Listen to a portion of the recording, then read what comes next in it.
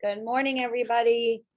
I'm just going to let you know that on the in the chat is the Google Drive for all of your resources. So if you haven't downloaded the resources or the scripts or the guides, this is your link to do so. And hopefully by now you have printed it out or you have it in front of you. A lot of it we are going to go through. If you don't have it in front of you, take great notes, but Krista was so graciously prepared to put the drive in the chat for everybody to have. So we'll give everybody another minute before we get started.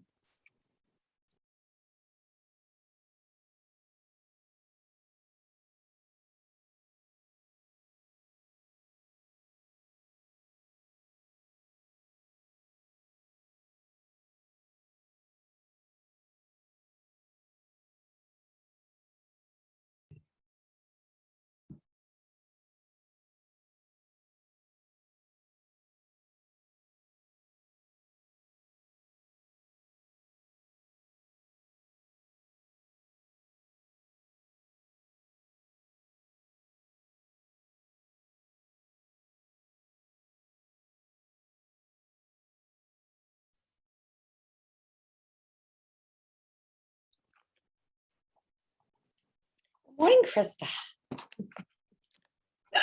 Good morning, Queen. How are you? Good morning. I was great until one of my admin changed the password to my computer and put on a sticky note and left it on in my office because we were having issues with my Mac. So I come in, I don't have to see a sticky note. I'm calling them. I'm not sure. I was starting to panic, but we figured it out. I kind of guessed maybe what it could be with the next, right? So we're good.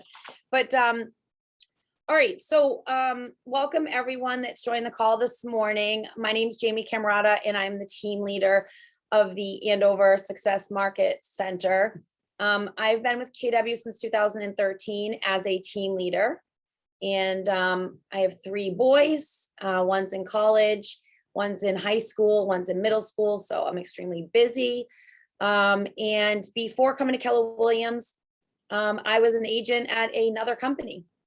And so one of the things that attracted me into the team leader role and to our company was as an agent producing 26 transactions, my second year in the industry, I was frustrated as to who was going to help me, a transaction coordinator and an admin and stuff back in 2000 and maybe 12. A lot of people didn't have that. We didn't have a lot of teams. That wasn't developed yet. And so during that time, the brokerage that I was at definitely couldn't help me. They just said, keep doing what you're doing. It's going to be fine. And so when I met with the team leader of Keller Williams in 2012, she explained to me some of these resources and masterminds and these groups and took me to Mega Camp, and I was sold. So I left that company and I came here. So I will put my email and my cell phone number in the chat while Krista introduces herself, and then we'll get started. Hey guys, good morning. Thanks so much for tuning in and showing up this morning. My name is Krista Carnan. I'm an assistant team leader in the Keller Williams Coastal and Lakes and Mountains Market Center. We have business centers kind of all over the state of New Hampshire. And as the title may suggest, in the coast and in the lakes and up in the mountains. So we're kind of spread out everywhere. I've been in real estate for 8 years, 8 years next week. Actually, I renew my license next week. So just like Jamie, I did start with a different brokerage. And it was kind of a scary thing to show up day one after passing my test on the first round, all excited, show up, sit down at my desk, and they say, okay, go.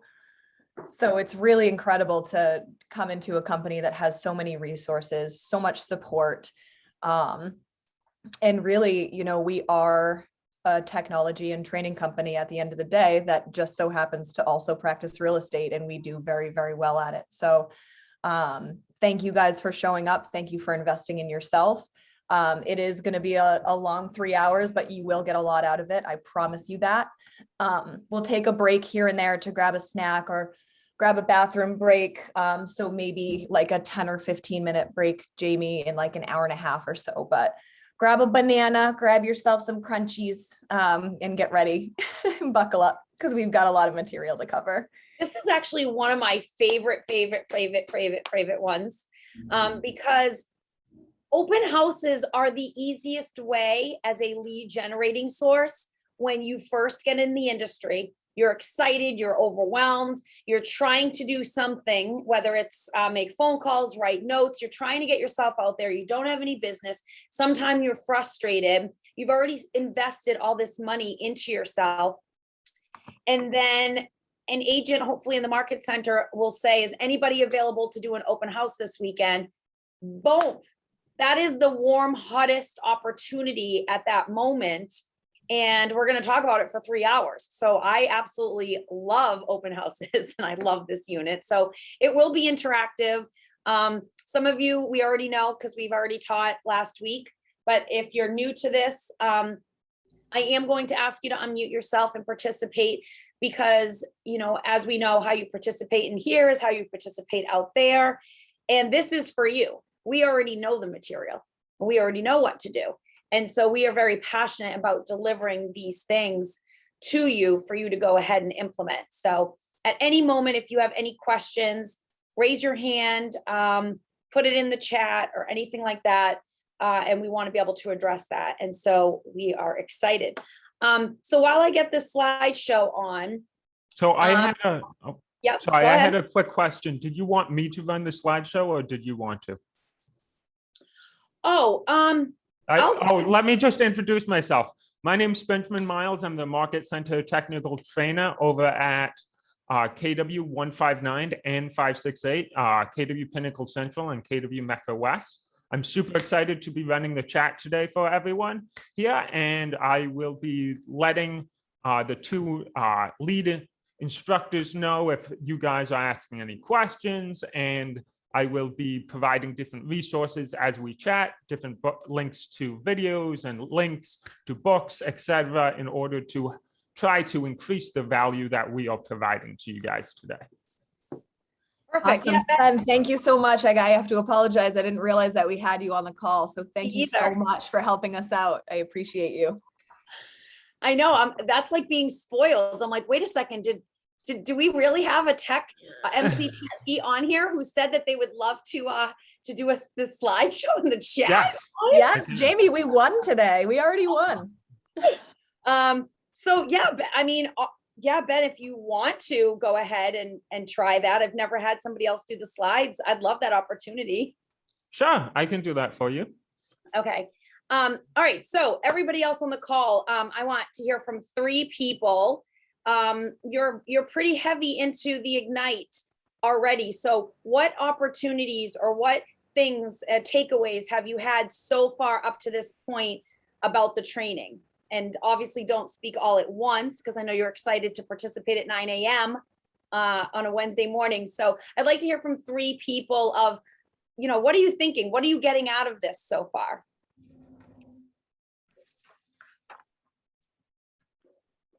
I got one. Okay. Ignite's kind of showed me how the focus on building your bubble more than the people you kind of already introduced yourself to.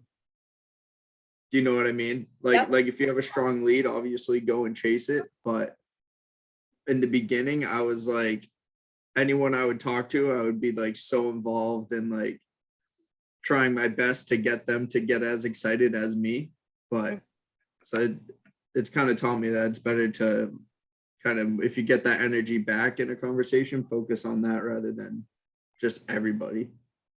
Yeah, no, that's awesome. That's great. The networking and the connections that you make on these regional trainings, any Zoom training, and any in-person training, our company is very well known for just being, I guess, being human and being open and being nice. You know, the culture within our company is that. And so I love that you're also making those connections as well, Alex. 2 more people. Either what are we looking forward to, or what have you been excited to learn, or what have you gotten so far out of Ignite? Well, I think I'll speak up. From a systems capabilities, there's a lot for us to utilize, a lot to learn, but it's a lot to be able to tap into with command and help us to automate a lot of processes and go from social to emails to whatever. So there's a lot of capabilities in there we gotta figure out. Excellent. That's a great point too, Michael. You know, it's capable, command is capable of so much more than I even know. And it's so smart to do the heavy lifting up front.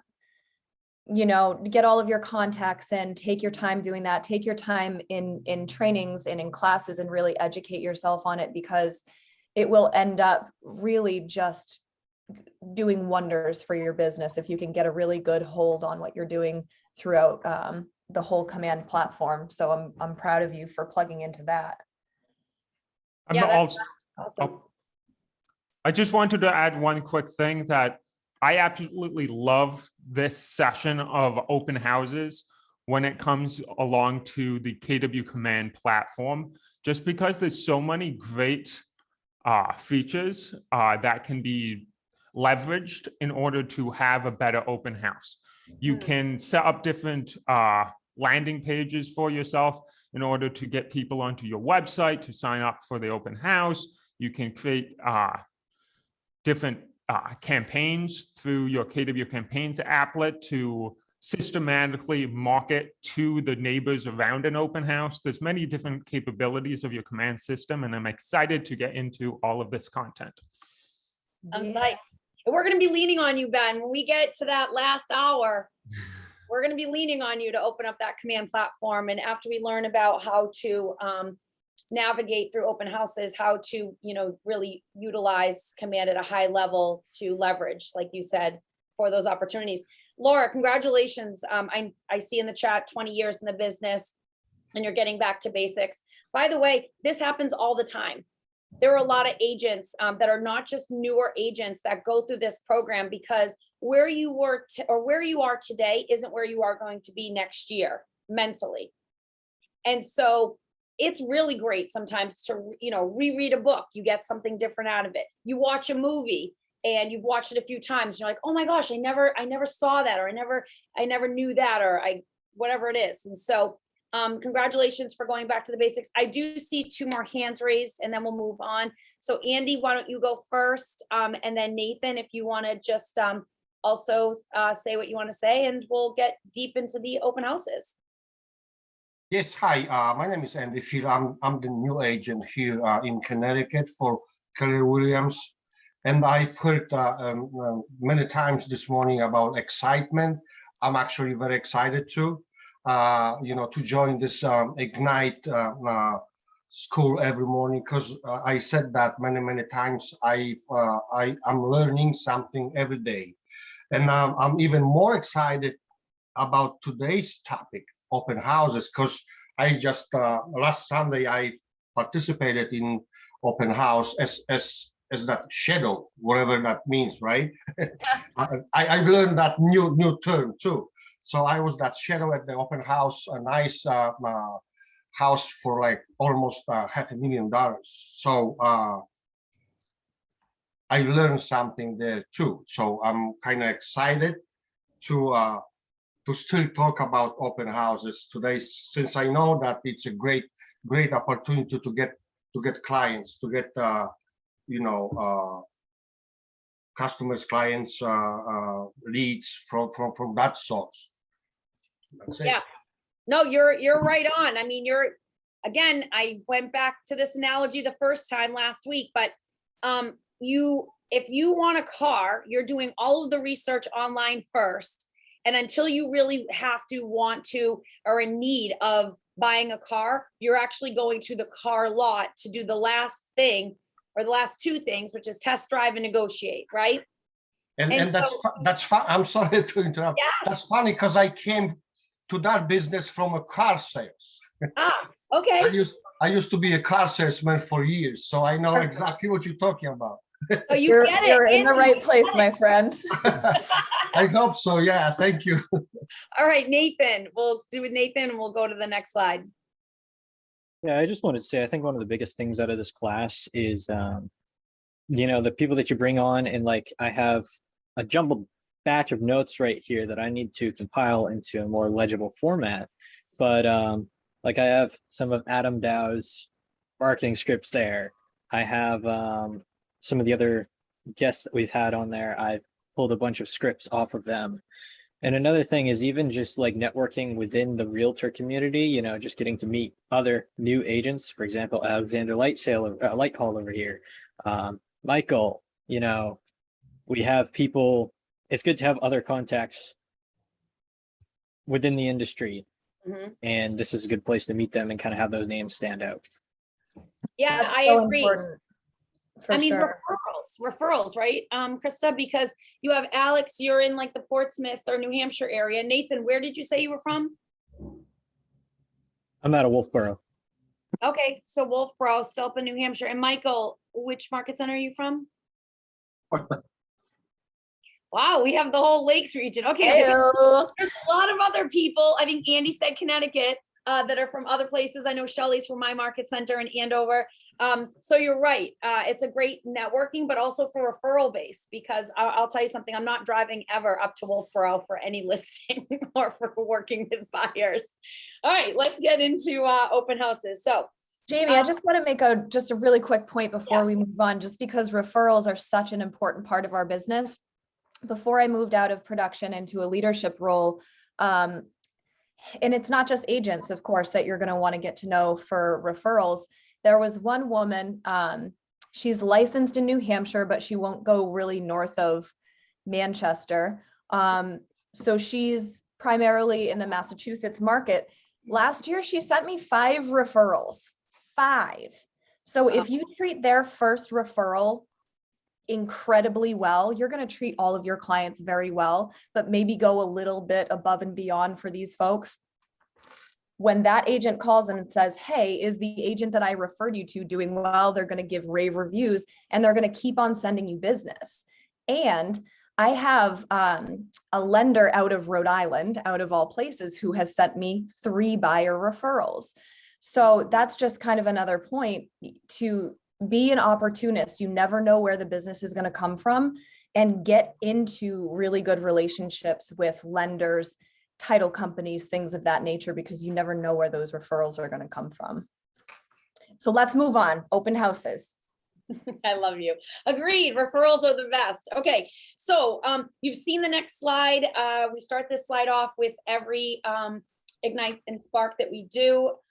So we're going to be talking today what successful agents do every day, right? So they're growing their business and they're running their business. And so you'll see that lead generating for buyers and sellers, lead generating means something different for everyone. Okay, so please don't be afraid when we say, okay, you have to lead generate for 3 hours. Your lead generating, as we've discussed in previous trainings, could be anything from maybe if you're texting, if you like to text, if you like social media, if you do like picking up the phone, if you like door knocking, if you love open houses, this is definitely a great lead generating source for you. But there are many strategies, and that is your number one thing to be doing every day for a certain specific amount of time in order to grow your business is lead generate. Don't be a secret agent, and let people know that you can help them buy, sell, invest, and rent. And the other thing that they do is that, they're running their business. So when you're running your business right here, you're marketing your sellers listings. Oh, you're showing buyer houses, you're negotiating. It's all those keywords that we discussed in previous trainings, transactions, vendor management, you're setting goals, attending training, managing your money, things like that. So today we are going to learn how to successfully incorporate open houses into our prospecting strategies to generate business. So my question on the next slide is, do you hold open houses to sell the house or to pick up buyers? This is that interactive part. Both. Yeah, I'd say both. Yes. Actually, hold on. I'm going to 2.0 it because I didn't say it, but not only are you there, marketing a seller's home to generate buyers, right, to purchase this property, but those buyers are looking to buy, and they might be looking to do what? Sell. Sell. We have to dig deep. It's your job. This is your business, right? So one of those questions that we're going to learn about in a few slides here, but is asking them, other than working with an agent, do you have anything to sell? Because you don't want to miss out on that opportunity, right?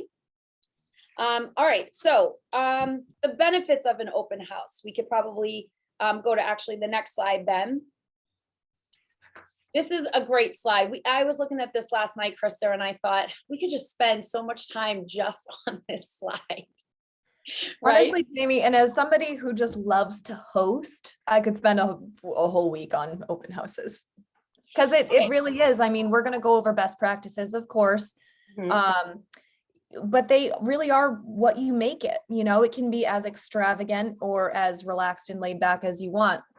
But when I was in production, I would bake my own cookies. I would make muffins. We would do muffins and mimosas on a Sunday for brunch, you know, so it really can get fun and creative. And it doesn't have to be anything outrageously expensive either. And Jamie, did you ever pay anything for open houses when you were in production? Or did you have affiliates that would pay for everything for you, show up with food and show up with drinks and swag and all the good stuff? So that, I was going to say, that's a trick question. Great question, right? The only thing that I think I was paying was my time, right? So my time, an open house, let's call it 2 hours, 12 to 2. It's really a 3-hour project. So my time is valuable and it's worth X amount of dollars based on what my commissions look like. And so, yes, my time is there. But Krista is right. If I wanted to do something fun at a open house and I wanted to do a raffle or a drawing, or I knew it was going to be so busy that I wanted somebody else to be a part of the open house, 100% I would maybe get a lender to come in and be there for an hour or two with me, because what better way when people are at the beginning of looking for a property, you know, they're just so excited to get out there and see what they can afford and what a home looks like, because maybe they were living in a condo, which is still their home, but this is a bigger house, right? And so what better way to have a lender there to say, have you been pre-approved? And do you know what your financial threshold is? And yes, I'm going to ask them, hey, by the way, can you bring some lobster rolls because this is Gloucester and we're doing it on the beach? I mean, yes. I might ask them to sponsor some waters or some food for the opportunity, by the way, for them to be there, because the opportunity for them to be there, by the way, they're fishing in a warm pond too. See, you're both going back to that car analogy, right, Andy? You already have people there, and people's time is very important to them. And so they're usually only going to something for either the pure enjoyment or because of a need. And most of the people that go to an open house, and I say most, we do have, right, Krista, we do have some of those people that like to play HGTV and they want to just see how the house is decorated, or, you know, they just love that stuff. So it's a hobby for them. But sure, or nosy neighbors. Right. For the most part, it's there. So it isn't expensive.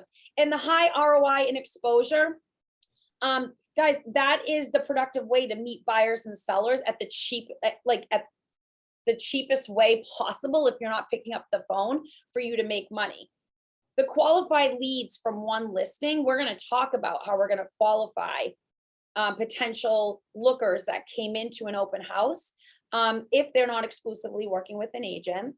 And then how do we follow up with them and add value to them through our command platform and through staying in touch with them and nurturing them so that hopefully they will work with you. And it's a productive way to meet both buyers and sellers, which was the trick question at the beginning. So, okay. If you don't have an opportunity right now, and some of you are thinking, well, I don't even have a listing yet. I'm okay with that. 2 things can happen. One, in your market center, there are a lot of agents, at least in mine, most market centers, you'll have opportunity where agents are sending out an email saying, is anyone available to do an open house? Now, in this market, houses were selling really fast. Okay, so it kind of was a little catch there. But most agents will do that. If you don't have that in your market center, please be proactive. Go into your Facebook private groups within your office email, the intranet, however you communicate through the other agent roster in your office, put it out there and say, and be specific, please. Good morning, everyone. This is Jamie Camarata. I'm available to do an open house this weekend, Saturday, 12 to 2, Sunday, 1 to 3. Please let me know if you have anything that you need help with. My email and phone number is this. Have a great day. Because that top agent, if they see that email that's already has a listing for you, they don't want to go looking for your information. They don't, what time are you available? If you can be concise and detailed and put everything into that email, it will just make it more purposeful for them to reach out and say, ooh, Stephen was great with that, boom. And then they'll reach out to Stephen. All right. Okay, so next slide, the PPP. Now, I've always used PPP in our office. I'm very prepared, purposeful, and present. Those are my PPPs. So when I saw a PPP slide, I was like, ooh, do I have 6 Ps of the business that I'm going to be inventing in January? So prepared, prospect, and pursue. Krista, which one would you like to talk about and dive into that you're passionate about? I think prepare. We spend so much time, I feel, getting ready to get ready. So I feel like the preparation of an open house is super important. And it doesn't have to be anything crazy. Again, it can be kind of whatever you want, but it needs to be done with purpose. And if you're not preparing properly, too many P's, then you're not going to be able to purposely prospect and pursue these clients. So on the next slide, Ben, I just want to. Next slide, please. And we'll get to the do not call because that's actually within our, it's a couple more slides up, but right here, I think is the one Krista could use. Yeah. So once you've made the decision to host an open house, promotion starts a week out. And, you know, timing in this market might be a little bit different. So definitely take that into consideration. In some areas, I know up here in North Conway, Bartlett area of New Hampshire, the average days on market is like 3 at this point. For a less desirable listing, maybe 6. So it is tough to plan for these things, but it is absolutely possible and you really have to. So setting yourself up for the open house success, 7 to 10 days in advance, you're going to want to start preparing for it. So I know that, you know, when I have an event in my office, if I send out an invitation to the agents 3 days prior, they're going to be like, no, I have showings all day. You know, I've already booked things. I have appointments for the whole day. I'm already doing things. Buyers and clients are the exact same way. You know, if an open house pops up 2 days later and, you know, they already have plans or they're going to be out of town, even though that may be a very desirable property for them, they've already got stuff to do. So it's really nice to be able to help prepare people and let them know what you're doing. So on a Monday, you're going to select your open house location and time, or volunteer to host an open house for someone in your market center. Tuesday, post it online, put together a call list, call 25 neighbors. And I think that's a really important thing, an important step that a lot of agents skip over. It may be a little bit, you know, time consuming to figure out the phone numbers and do the whole thing, but it's a really important thing to do, to just call around to the neighbors and say, hey, just wanted to let you know there might be a little bit of increased traffic in the neighborhood this weekend. This is why. I'd also like to invite you to come to the open house. And if you have any friends or family that you want to live, you know, a little bit closer to you, maybe let them know as well, or you can give me their names and numbers and I can call them on your behalf. Simple, right? I want to add in here, Krista, the slide previous is an extremely important slide that you will see come up in other sessions, and the region sends it out. As a real estate agent, you have to know the Telephone Consumer Protection Act, and you have to be aware of the do not call list. You can find both of these registries. As a matter of fact, last week from the region sent an email to everybody in the region, every real estate agent that's on any of our rosters with the link. So you're supposed to be putting these numbers and phone numbers and names into these databases to make sure that you're not calling somebody that has already raised their hand to say, please do not harass or call me. Okay. There are ways that if you have some extra money and you're looking at Mojo Dialer, so if you want to write that one down, Mojo Dialer, you know, that can be about $80 a month, and that can help you pull names and numbers from MLS in the area or the street that you want to call. It actually will pull through some of those phone numbers, and it already washes them through the system of the National Do Not Call Registry. But if you choose that you don't want to pay that money, I completely understand. There are ways on MLS to get everybody's phone number. Please go talk to your team leader on how you do that, because that's a different training. And then you're gonna have to keep a window open on your computer screen and type in these people's name just to make sure. It's a huge fine. It's a huge fine, like thousands and thousands of dollars, okay? And not only do you get fined, but our market center will also get fined as well. Any brokerage, by the way, because we're supposed to be promoting it, and you need to know this. I want to So- add to that also the importance of this. We have Jamie and I and our whole leadership group within New England, we have standing calls every Monday with the region, and they go over this at the beginning of every single meeting, every single week. It's that important. And also we have a national standing call for leadership every Monday, and they go over this at the beginning of every single call, because it's that important. And the fines, I mean, if you really get into it, at the highest level can be in the M's, in the millions. So just do your diligence. Don't call somebody that's on the do not call list ever. And in your elements packet, by the way, on page 3 and 4, you'll find all the links and all the information and some of the beginning fine numbers for you. All right, let's go back to the prepare setup for success slide. And as Krista was just talking about preparing on a Tuesday about calling neighbors, that script is also in the booklet. And that script, how many of you, and be honest, okay, because how many of you love making cold phone calls to people that you don't know? Raise your hand. All right, so I'm going through these. Hold on. Keep your hand up for a minute. All right.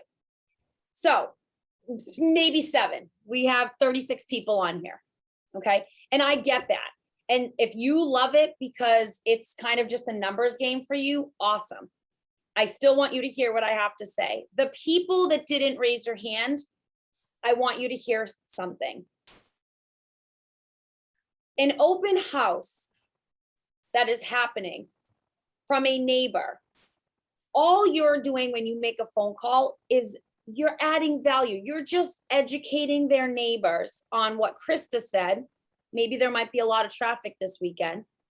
And B, here's an opportunity to pick your neighbor. We would like to personally invite you, and I would get personal. This is me. If you know that you are selling John Camarata's house, then I would say, Mr. Camarata, your neighbor, is selling their property. You probably saw the sign on the front lawn. We are going to have an open house on Sunday. So I'm calling to inform you that there might be a lot of traffic on your street. And I'm also letting you know that now's the time to pick your neighbor. So if there's anyone that you know that's looking to purchase a property, please let them know that your neighbor, again, Mr. Camarata, will be listing their property. We have an open house on Sunday from 1 to 3. Also, it's a great opportunity to understand how much your property is worth. Let me ask you, are you interested in selling your property in 2021? If they say no, great. I'd still. What about 2022? Just kidding. Exactly, Krista. Right now, we're just finishing up 2021. But I'd still love the opportunity for you to come by, because if you're interested in 2022, at least you have seen the updates that your neighbor has done, or why we priced this property the way that we did, so that when it's time for you to list your property, you can give us a call and we can help you with that process. Sound good, Linda? And then Linda's like, okay, thank you. Okay. When you're doing it from contribution and it's authentic, for those people that don't like to make phone calls, think of it that way, it will work better for you. The other people that raised their hand and said, I definitely don't mind, great. You can get down to business and do your script however you want. Next call, next call, next call. They both work. I'm a team leader. I've been in this industry since 2009, and I'm going to tell you that these strategies, they do work for the people that put the action in and actually do it. So on that Tuesday one, in your student resources, in the scripts, check that one out, change it up if you want, but definitely try making those phone calls. All right, Wednesday, Krista, what should they be doing on Wednesday? So on a Wednesday. I'm sorry, can I have a question here? Just for some context. So Jamie, you started out by saying, go ahead and volunteer yourself. You're open these times during the weekend to do this. Today's Wednesday. Say you did that. Someone says, oh, okay, I want you to cover an open house for me. You don't have 7 days to do all this stuff. Is the expectations that you would be doing all these steps? To be honest with you, this is literal. This is like breaking down literal. You can definitely put all this together, what we're teaching you, in a matter of a couple of days. Here's my expertise. Michael, thank you for asking that question. When I was a real estate agent, on a Wednesday afternoon, I raised my hand to real estate agents in my office and say, anyone need an open house opportunity? My number, my available times, XYZ. Why? Because a lot of agents put their listings on a Monday, Tuesday, or Wednesday. They already know that they're putting a listing on Monday, Tuesday, or Wednesday. And so from Wednesday to Sunday, we're going to use that gap. That's when we're going to successfully lock up a open house spot, right? So say it's 123 Main Street for Mr. Camarata. B, I've already learned how to go into the MLS directory to see Tanglewood Lane, all of the people that still live there. Now I have to go into another product potentially, okay, who's who, the yellow pages, wherever you're getting the phone numbers, get the phone numbers to make the phone calls. That might be step one. Step two can still happen, Michael, on the same day. Post on social media.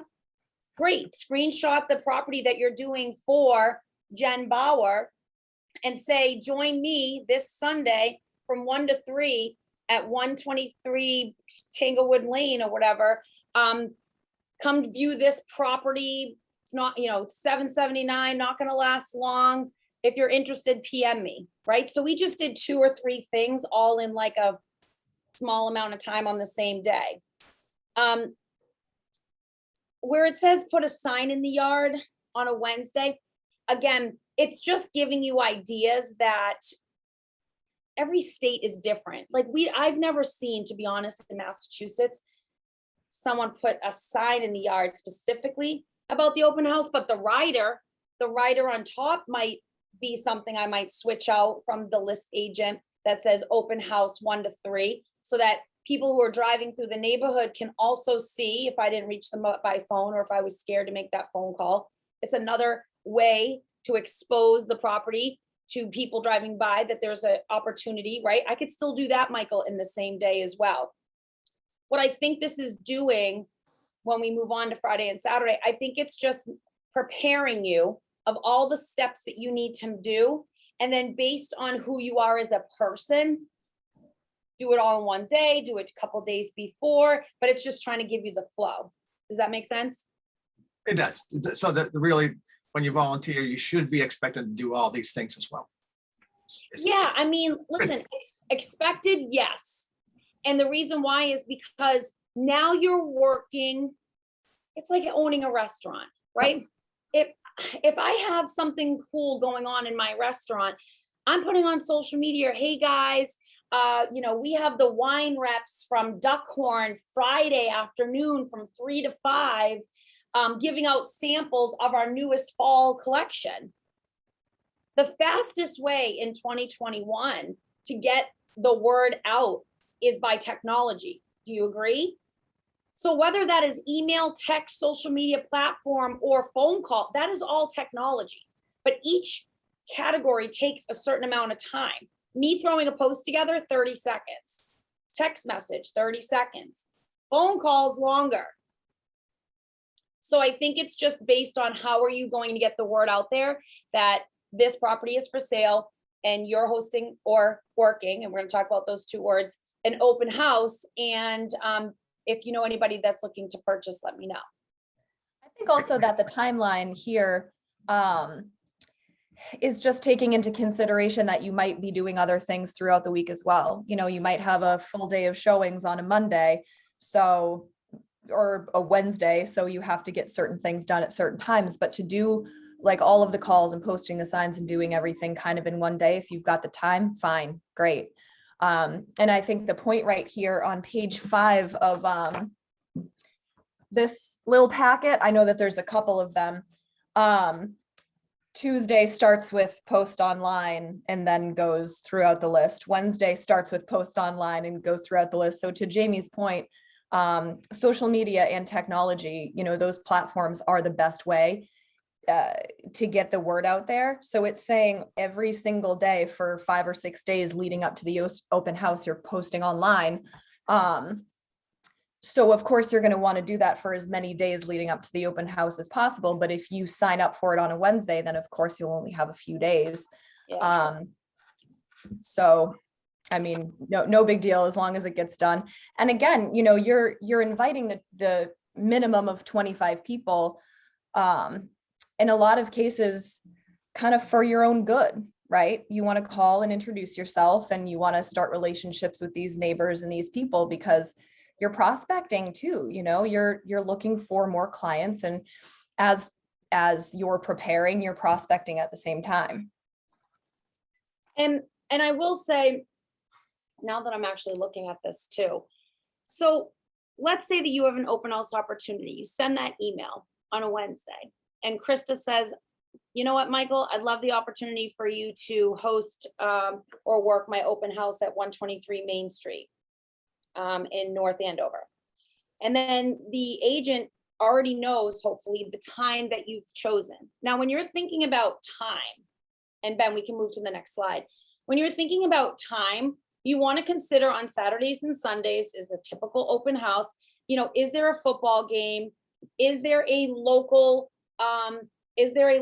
fair somewhere around there for traffic reasons, or something like that? You want to think about where the property is for location and the time that you choose this open house. Another thing that you want to do, and this is a 2.0, Krista, I call them the 2.0s because those are the experienced, the experience of doing open houses, right? Right. I want to run a quick report. And again, if you don't know how to do this, please write this down and go to somebody in your market center on how to do it. It takes 5 minutes. I would run a quick report to see what other homes within a $75,000 difference, north and south of 75,000, are also having an open house during the times that you've selected. And why is that important? Why would it be important? Knowing competition. Okay, competition. What else?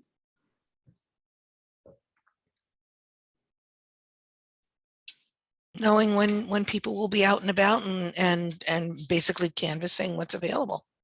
Okay, canvassing and knowing where people are out and about. Okay. So there's different reasons why I want to know. I mean, the first reason is if there's already 19 open houses between 10 and 12, do you think it's possible for people to see 19 homes in a 2-hour span? that are interested in buying? No. I might want to reconsider and say, ooh, wait a second. I know I said I was available and I'm available, say 1 to 4. And I told the person 1 to 2 or 1 to 3. I'm going to add value here. I'm going to look at MLS and I'm going to call Krista back up and say, hey, Krista, I want to let you know there's this many homes. Maybe we should either extend it an extra hour, or maybe we should take that 2 to 4 time block so that everybody can go see these first. And that we ensure to our seller that based on the flow of traffic and the other open houses that are out there, this is a better time to do it for the maximum exposure. Okay. I also want to know it because we're going to talk about when we're doing the open house and what you do at an open house, but you're the traffic controller. Please do not forget that. You are in charge of this open house. You let people come in, you let people, and you're responsible for letting them walk through the property. You're responsible for asking them great questions so that when the sellers want to know how did it go, you're not answering great. Because what's that? Great, one word answer, right? So as that traffic control person, when you're doing an open house, if I know these buyers are not interested in this property because they really, really need a bigger 3rd bedroom and they really, really, really need a 2-car garage. And they didn't realize this doesn't have a garage. It could be built, but it doesn't have a garage and that bedroom's too small. How do you think it would sound if I said to Nathan, Nathan, I know that you and your wife are obviously looking for this type of property in this price range. And this doesn't seem to be the property for you based on the conversations that we just had, unfortunately. I would like to let you know, and then boom, you're pulling up a list, right? I want to let you know that you still have an hour left to go see properties A, B, and C that might fit the criteria that you're looking for. Now, you adding value to that consumer. And here's a disclosure. You've already had the conversation when they walked in about if they're exclusively working with a real estate agent and they said they're not working with anybody, okay? You're adding value to the consumer, even if they were already ready to go see those 3 properties. It still looks like you know what you're talking about and what you're doing and that you're working the open house, okay? So you want to have knowledge of what else is on the market during the time that you choose at the location where it is so that it makes sense for the people coming to do it, because your job is to A, sell the property, represent the, right now you have Jen Bauer or whoever it is represents the seller. So you're there open house answering whatever questions that you know from basic stuff. And you're out there fishing for leads yourself, because if these people are unattached, then they're warm leads. You want to work with them. Start building the relationship, show them the value that you're going to bring to the relationship. They're probably going to like you for that. Oh, and then by the way, I'm going to call them later and ask them how they liked A, B, and C property. Did they write an offer? What else are they looking for?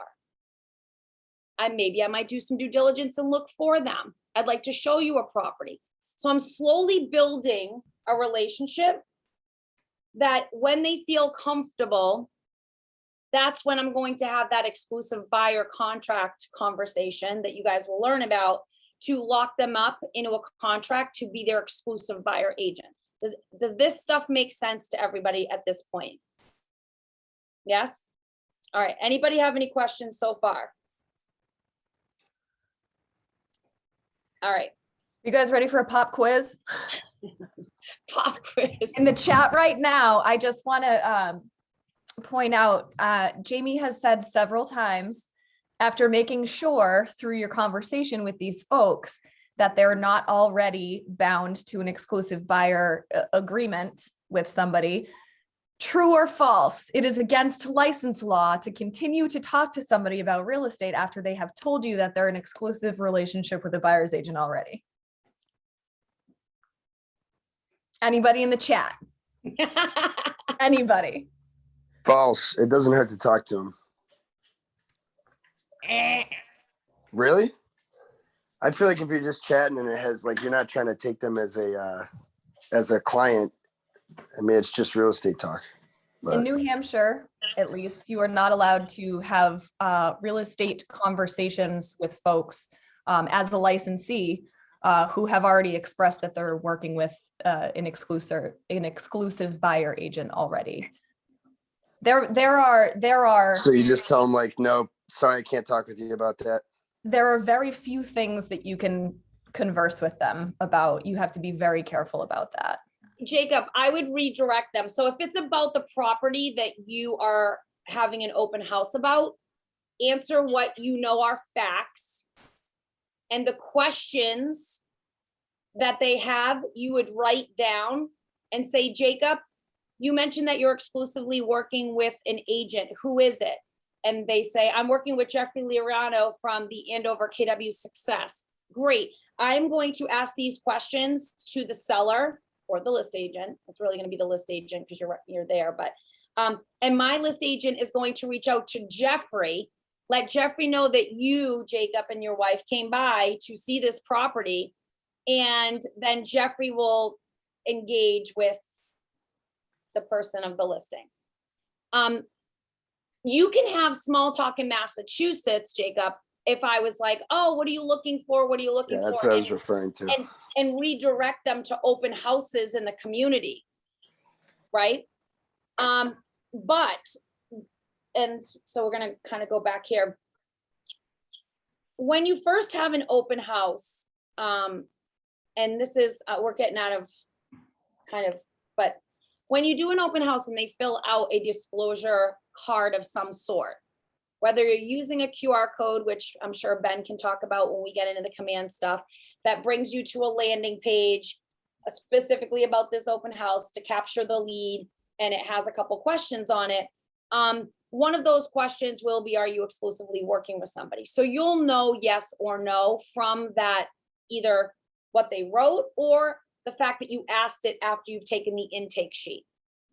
Okay, so when somebody comes in, it's kind of like COVID tracking. You're tracking the person that came in for lead purposes, for follow-up, and somewhat too, guys, in this day and age, for safety.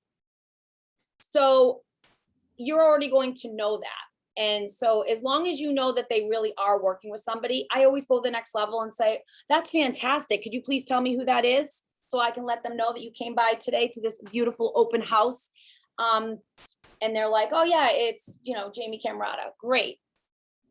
Then that follow-up that we're going to be talking about after you work and host this open house is going to be calls and emails, maybe to the exclusive listing agent, and say, I just want to let you know, this person came by.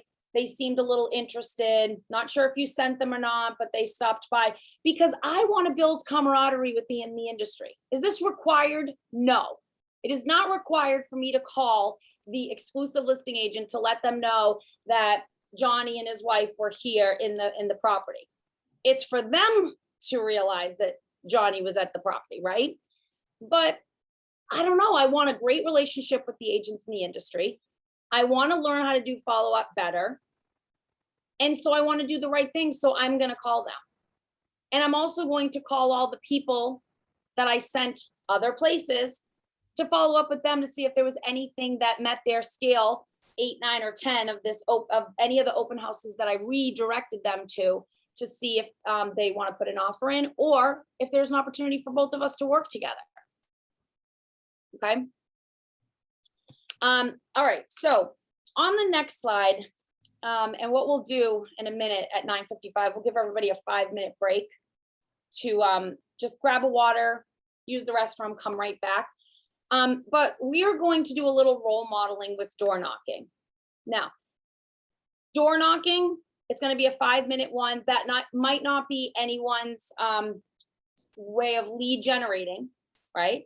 But it is a source. So we are going to go through different lead generating models to expose, right? To expose this property to as many people as possible so that you can pick which source that you feel comfortable with when you get the opportunity to have an open house.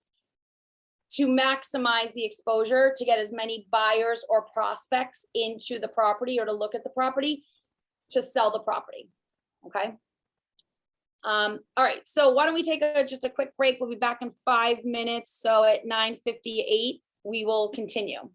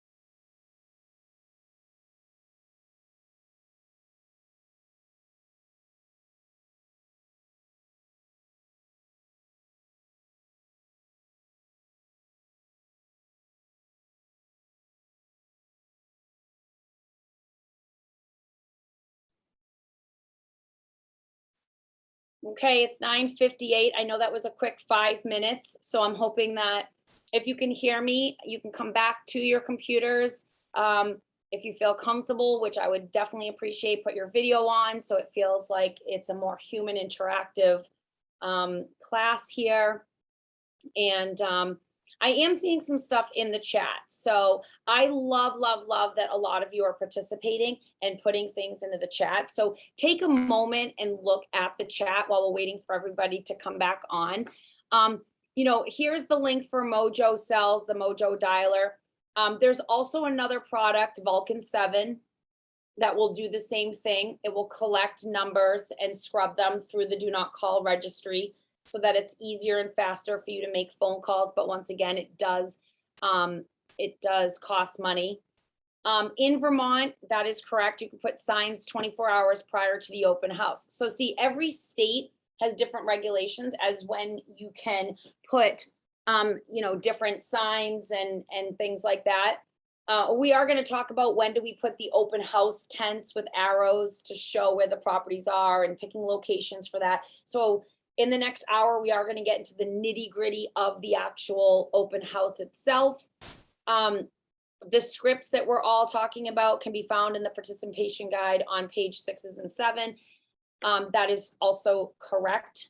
And it's important. If you don't know where those are, please scroll all the way to the top of the chat. We did put in there the opportunity for you to download today, if you haven't already, all the stuff that's in the drive for you to successfully go through this program. Okay, door knocking. I laugh on this one because, you know, many real estate agents, for the majority, naturally, your business is through your personality, your social skills, getting out there that you can help people buy, sell, invest, and rent. It's usually an opportunity of a family member, a neighbor, your own opportunity, or a referral from a friend. It's usually something like that is your first opportunity for a listing or working with a buyer. Some people don't have that opportunity, and they dive right into implementing the things that you're learning here through Ignite. And that is getting out of comfort just a little bit in order for you to gain business, because that's what we're here for. We all want to make money. If you don't want to make money, side chat, let's talk about it after. But this is a commission-based business. And so the more knowledge and foundation that you have, the better that you will be with your value proposition, which is what Krista and I taught last week. That will be your value proposition for you to work with consumers. So with door knocking, again, it's an opportunity for you to educate the neighbors, meet the neighbors and learn about the neighborhood and potentially get a lead out of it. So if you don't feel comfortable door knocking on your own, take somebody else from the office. Maybe ask your lender. Lenders love the opportunity, obviously, to spend as much time possible with real estate agents who are action-based real estate agents. Why?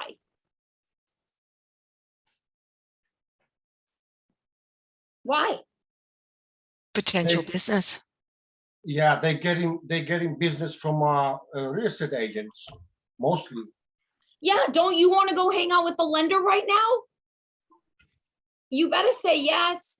I would love to be sitting in my lender's office when new people are coming in and getting pre-approved for the first time to buy a property. Why? Because I'm hoping that my lender might turn around and say, oh, well, I have Linda right here next door. She's a top real estate agent. Well, you're a top real estate agent in your mind, period. Doesn't matter if you sold 1 or 10 or 0 properties. This is what you're getting into. So you have to psych yourself up and believe that you're the top of the top. And that's why you're here at this training, everyone. This is why you're going through this process, to build this foundation of what you don't know, to apply the life skills, by the way, that you already know, your social skills, asking questions, being nice, being authentic. If you don't know the answer, let me find it. And then that is going to be built into the value that you're going to bring to both buyers and sellers. So with door knocking, again, with door knocking, full disclosure, at least here in Massachusetts, please call the police station of the town that you're going to be door knocking in. Let them know that you are a licensed real estate agent with this brokerage and that you will be knocking on doors in the area of these 3 streets. Some towns in Massachusetts do not allow door knocking. And so you want to make sure that you're following protocol. Now, I don't know about other states, but honestly, for safety purposes, I think it's a good idea no matter what your state says. Just let them know that this is what you're doing. Okay. All right. So in your participant guide on page 6, you do have a script that's right here. If you don't have it, I'm going to read it to you. And oh, I see I hate to bother about COVID, mask or no mask. All right, in my opinion, 50% of people are opening the door anyway, because people are nervous about whatever they're nervous about, no matter about COVID or not. With COVID, yes, in my opinion, even if you're vaccinated or not, I probably would wear a mask just because the other person on the other side can only feel safe with a mask. If you don't wear a mask, you're giving them the option to feel safe or not safe, whether you believe this or not. So in my opinion, I would say probably yes, for purposes, I would have a mask. All right, so before the open house, it says door knock to invite neighbors. All right, this is literal again. I wouldn't be doing this right before the open house. I would be doing it sometime a couple of days prior to the open house. If this is my lead generation, if this is what I'm going to be doing, I would do a few days before. I would go and knock on the properties. And this is a script. Hello, this is Jamie Camarata from Keller Williams in Andover. I actually came to your door today because, and then it was, look at this, homeowner's name. Mr. and Mrs. Jones have asked me to invite you to the open house of their home located at 123 Main Street this Sunday from 1 to 3. And then obviously the consumer is going to talk right here. You know, feel free to bring somebody with you from work or a friend or a relative that might be interested in buying in your neighborhood, or make a phone call to somebody that you might know, because now is the best time to what? Pick your neighbor. By the way, when I find a buyer, I would like to be able to share with them what people like about the neighborhood. May I ask you, what is it that you love about the neighborhood? Now, this one, I'm going to go off a little bit on, just a little bit to the left, because as a licensed real estate agent, there are certain words that you cannot use because of steering and red line and all these regulations, okay? So you're not really allowed to say it's a quiet neighborhood. Your seller might say it's relatively quiet. You know, you might want to change the word quiet to peaceful, but there are certain words that you cannot use. However, if your buyer, if your neighbors, if the neighbors or the seller are giving information about the neighborhood, in Massachusetts, you are allowed to say, I wanted to let you know when I door knocked around the neighborhood, I learned some information from the neighbors that on Thursday nights, the ladies like to have book club, and that the school bus does end at the bottom of the driveway for the local elementary school. And Mr. So-and-so likes to do hay rides during the October months for the kids in the neighborhood. If I heard that from the neighbor, I'm just citing the source at which I heard something general. Do not talk about being able to put a pool in the backyard because Mr. Jones said everybody can put a pool in the backyard, okay? I'm not talking about stuff that you can build on the property, change on the property, structures. I'm talking about getting to know the neighborhood in an essence, okay? And so this is a great script to door knock and learn more about the neighborhood, the neighbors, give them a heads up and personally invite them to the open house. You can find many more open house scripts, by the way, in the Elements script book, starting on page 25. So if you're going to move to the script book, it's page 25. You will find some more door knocking scripts there and open house scripts, inviting people. All right, here's a little poll. How many of you feel a little bit more comfortable about maybe making those phone calls that we were a little nervous to make. Either phone call or a door knock. Because our job is to ease you a little bit. There are some of you that will say, absolutely not, I am never making that call. Okay, you're just not going to make that call today. But maybe someday you might feel like you have enough knowledge and you feel more confident in the ability to sell and to sell real estate that you might take the opportunity to do this. And that's why we're actually going through this. All right, Ben, we are going to move to the prospect spread the word social ad campaigns. Woo! So you have locked in 123 Main Street open house Sunday 1 to 3. Pats are playing at 4. You've decided to do a football themed open house. Do you have to? No, but we're going to go with Krista talking about loving to host open houses. And Krista has invited a lender to make cute cupcakes and waters, and the waters have the RMS mortgage logo on it. And together they are going to successfully do one or two things. A, sell this property, or B, pick up prospects for the future. And so another way to get the word out there that we talked about for open houses, other than the open house rider for the neighbors to see when it's legal. So I did see that somebody said in Vermont, you can't do that. You can't let somebody know about an open house with a sign unless it's within 24 hours. Massachusetts, you can put it up whenever you want as the rider. So you are going to potentially use our command platform to make a social ad campaign. Now, this is a very in-depth 1-hour training on a Thursday with Brooke from 1 to 2 on learning how to use the social media stuff. I will ask Ben for the last hour to log into the command platform and show you where these things are and how easily they can be utilized. So I do have, oh, sorry not to cut you off, but I do have it pulled up if you want me to show them right now how to get to this piece. Social ads and campaigns? Yes. Yeah, you want. absolutely. Sure. Jump right in. Perfect. So I'm gonna jump to another screen. Hold on one second. Escape. Have it pulled up.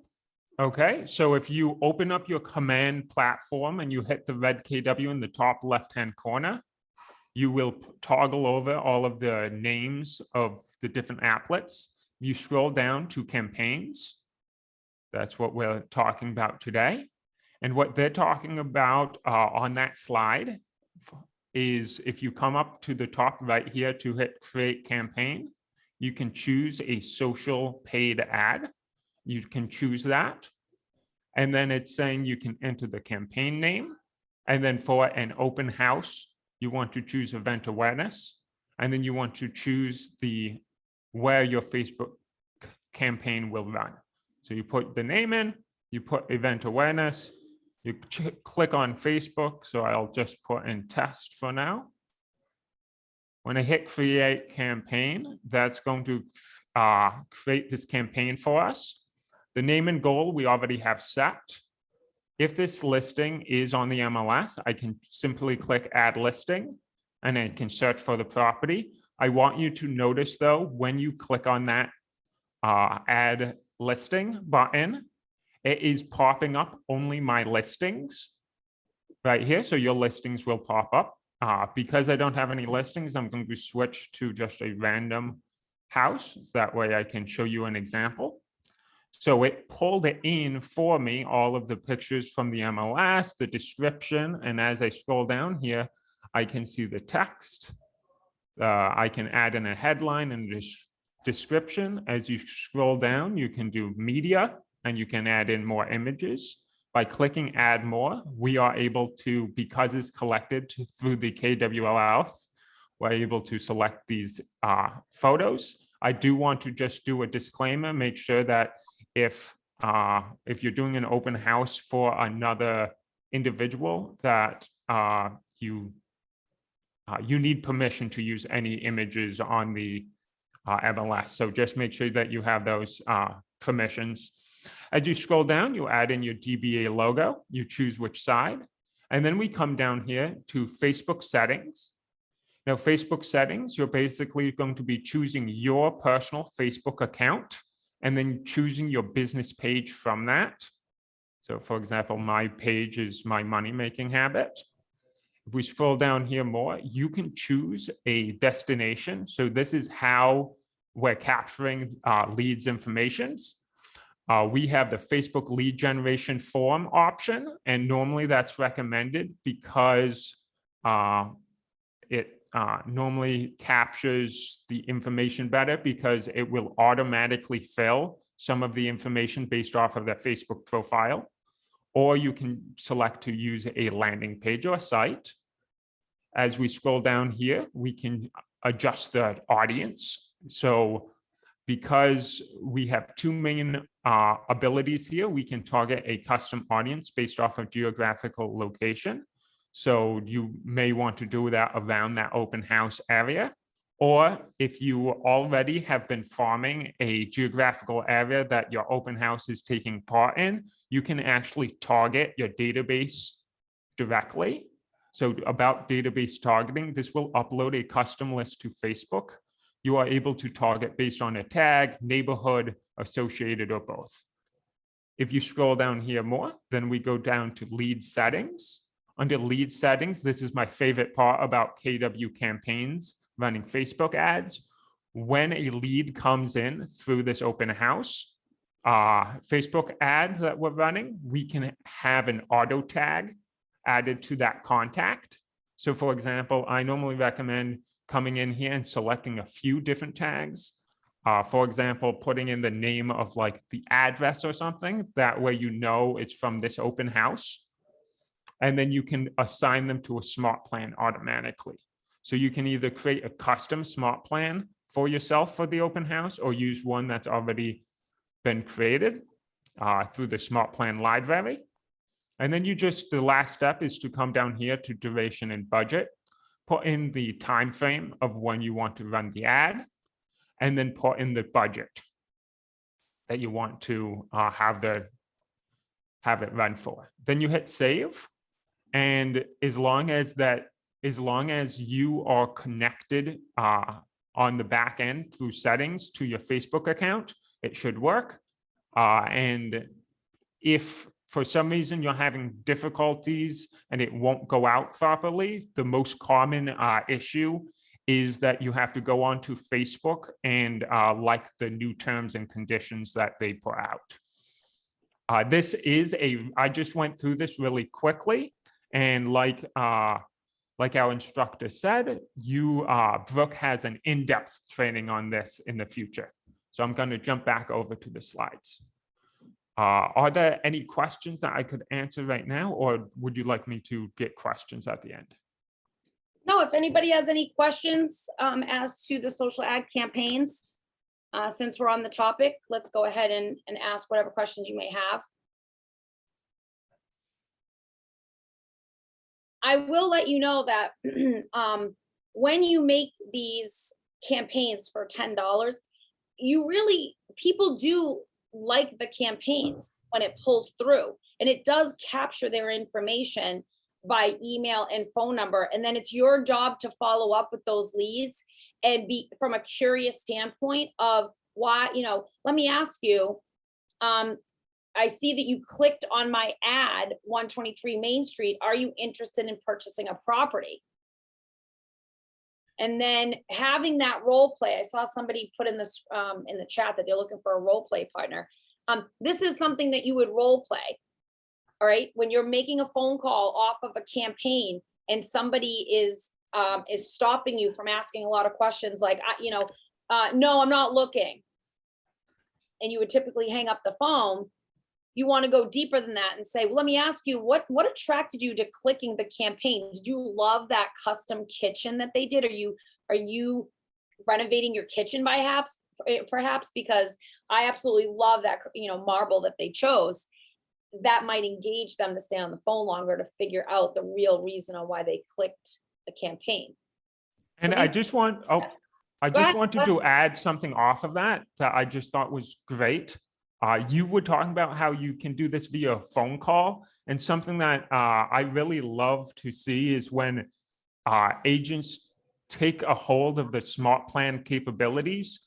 And because you can set up Twilio through our command system, you can actually have the email or text message go out automatically once they fill out the information, reaching back out to the individual, asking those same questions. So, oh, hey, exactly what you just said, but you can, I'm just bringing up, you can put it into a smart plan so it goes out automatically. That's that way, if they clicked on this Facebook ad at 10 p.m. at night, they got an immediate response from you. If they clicked on it at 1 in the morning, they got an immediate response from you. If they clicked on it at noon when you're having lunch with your family, great, they got a response automatically sent to them. It doesn't take away from what you're saying, how you want to do the call as soon as possible. I just wanted to add that in where we can automate some of these activities in order to make it where if you're spending time with your family, it empowers you to still be on top and provide top level value to your clients. Perfect. Okay, and like Benjamin said, there's how-to videos on how to do this within Connect, and as well every Thursday from 1 to 2, we do run Technology 101 with Brooke and guests. All right, so on the next slide, prospect, promote, and host. This is where we're going to take the next 30, 40 minutes to really go through the steps of what it looks like successfully to start to finish, host, or work this open house, okay? So your first job is to build a rapport with everybody that comes through the open house, right? So like I said, you're the conductor of the open house. Me personally, I like to maybe bring a small table or ask the seller if I can just move a smaller table near the front door, because when people come in, I want to greet them.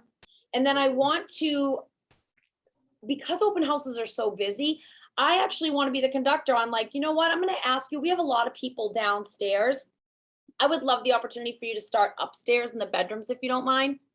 And when you come down, I'm going to ask you on a scale 1 to 10 so far, how are you rating the property? 8, 9, or 10 being, we might put an offer on it. So see how I just used like a little bit of a question of a script, because I wanted to control the situation of what's happening. So you want to greet everybody, and then you want to have them sign in. Now, this is where I'm actually, in 1 minute, I just put a link in. So not yet, Ben, but I'm going to ask you to click that link. So everyone knows how to use a QR code, yes? Even if you didn't, back when QR codes came out, 10 years ago, you had to download the app. There was way too many steps. Nobody wanted to use it. Something that was really great idea fell to the wayside. Oh, interesting how COVID happens. And then Apple as a company and Samsung and Android and all those people built it into their camera. So now you don't have to download anything. And it will 100% right away, no matter what age you are, no matter how technology savvy you are, you can scan it and it will take you to the menu for you to order to eat. It will take you to this to open. So everybody knows what a QR code is now. They actually expect it at this point.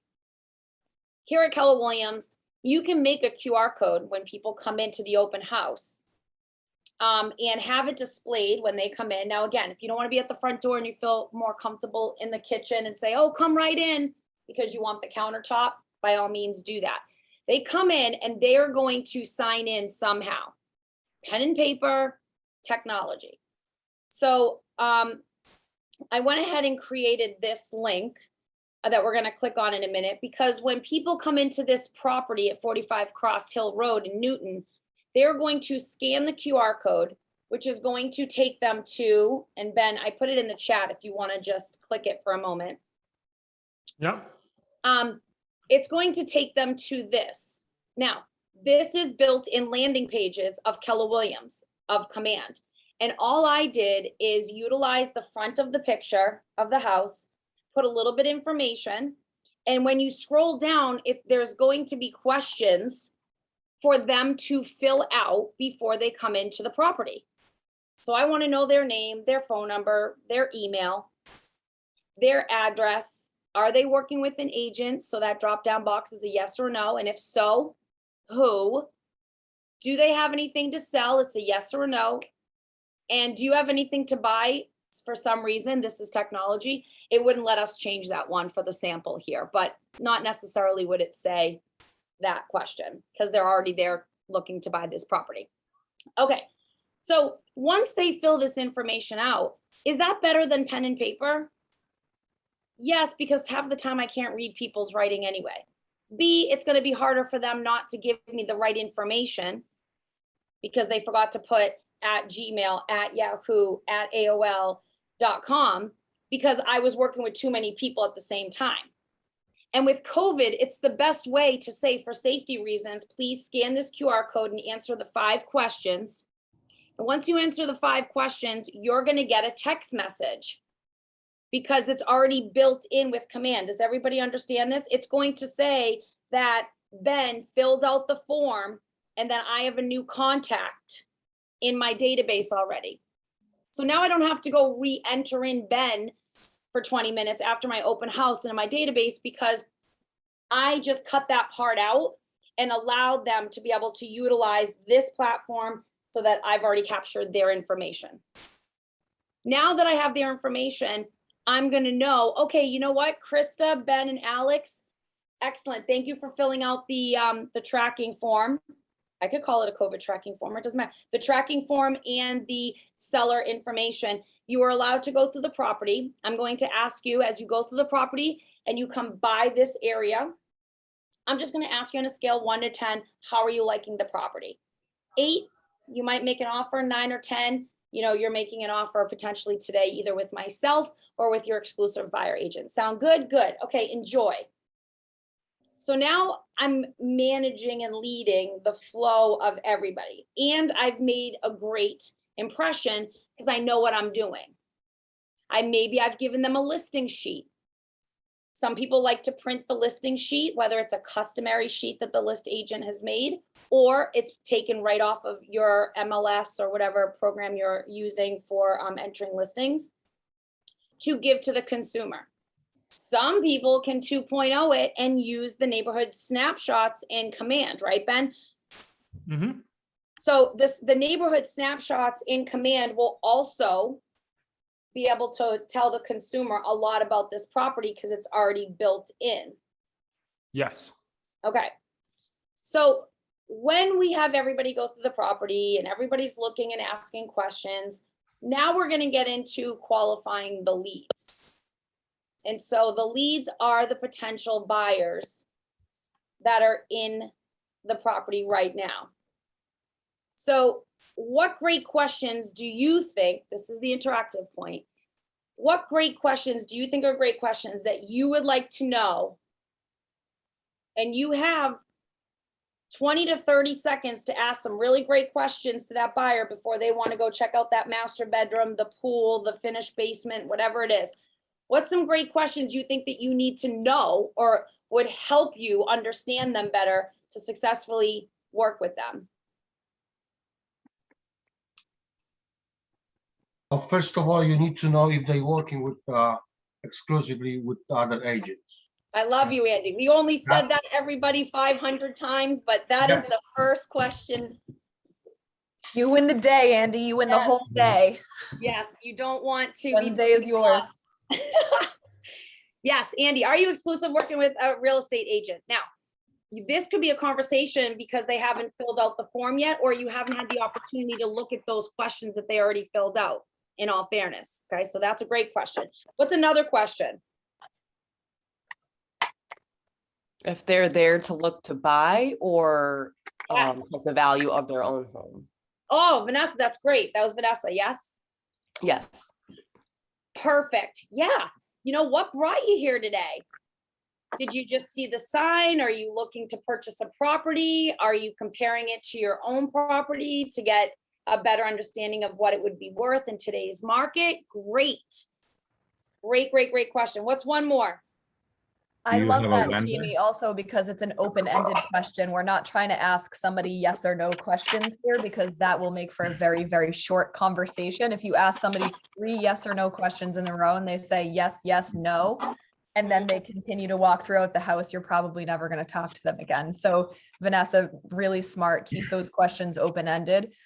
Humans by nature just love to speak about themselves. So, open it right up. Ask that, what brings you in today? That's perfect. Love it. And somebody else was speaking after. Yeah. At what point would you ask them if they're selling their own house? Or if they have an agent that's selling their house?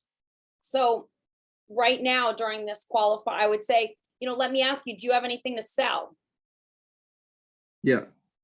Right? Do you have anything to sell in order to buy? Simple question. If Mhm. they say yes, that's when, Alex, I would say, great. Do you have somebody already helping you with that? Or would you like to set an appointment to get the equitable value of your property? You'll know when the Gotcha. time is right. And Yeah. that's not helpful right now. And I apologize, but you'll get that gut feeling when you're like, okay, now's the right time to ask. No, I feel that. I feel like that's something I'd ask a little bit deeper into the showing. Yeah. But I mean, they're there to talk about the house that they just walked into, not their own. So Another one you could ask is, how motivated are you? Like on a scale of 1 to 10, how motivated are you purchasing a property in the next 3 months? That's gonna. I feel like you could go into it just asking them like, now, are you already a homeowner or are you familiar with this process? And that right there, without asking them directly, like trying to get them to sell something, you could kind of sneak it in. Correct. And to go back to, Or even maybe like, what is your living situation like now? Because that's not a yes or no question. Like, are you currently renting? Yes. yes. So it's your first home purchase? Yes. People like to try to cut you off and keep things short. And this is why we need you to memorize these questions, because if I'm just meeting Vanessa for the first time, again, there's nothing wrong with this, but my personality, I'm not breathing down Vanessa and going like, jury duty, blackmail, pink slip, yes, no, 1, 2, 3. Like, I'm not doing that to Vanessa, as she hasn't even seen the property yet. Right? I'm memorizing some of these awesome questions. And like Krista said, you'll know when the time is, where I'm like, listen, go through the property. If you have any questions, I'll be right here. Now, if they're the only ones there, they're looking at the kitchen and it's just you and them, I might be like, do you love this layout? It's so easy and so spacious. I love how it goes into the living room. What does your current kitchen situation look like? Oh, our kitchen's too small. No, this is perfect for us because, we have 2 kids that are left at my mother's house for us to look at homes today. And so I love this, and that you can see the living room and they're playing. Oh, great. Well, come in here. Let me show you this. Go. And then when you're doing that, Aria, if you're hungry, there I've got. oh, sorry, somebody. I When he said go, I was like, I'm going. Yeah, I'm like, I can't go any faster today. So you're just naturally and organically pulling the questions that you've memorized and using them. And you want to make sure that you cover 4 to 6 important questions other than, Andy, the exclusive. Are you exclusively working with an agent? That one is mandatory.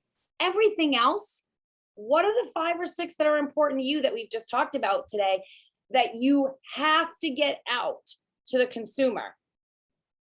All the other ones might be extra, okay? And you asking those questions in a natural manner will provide the value.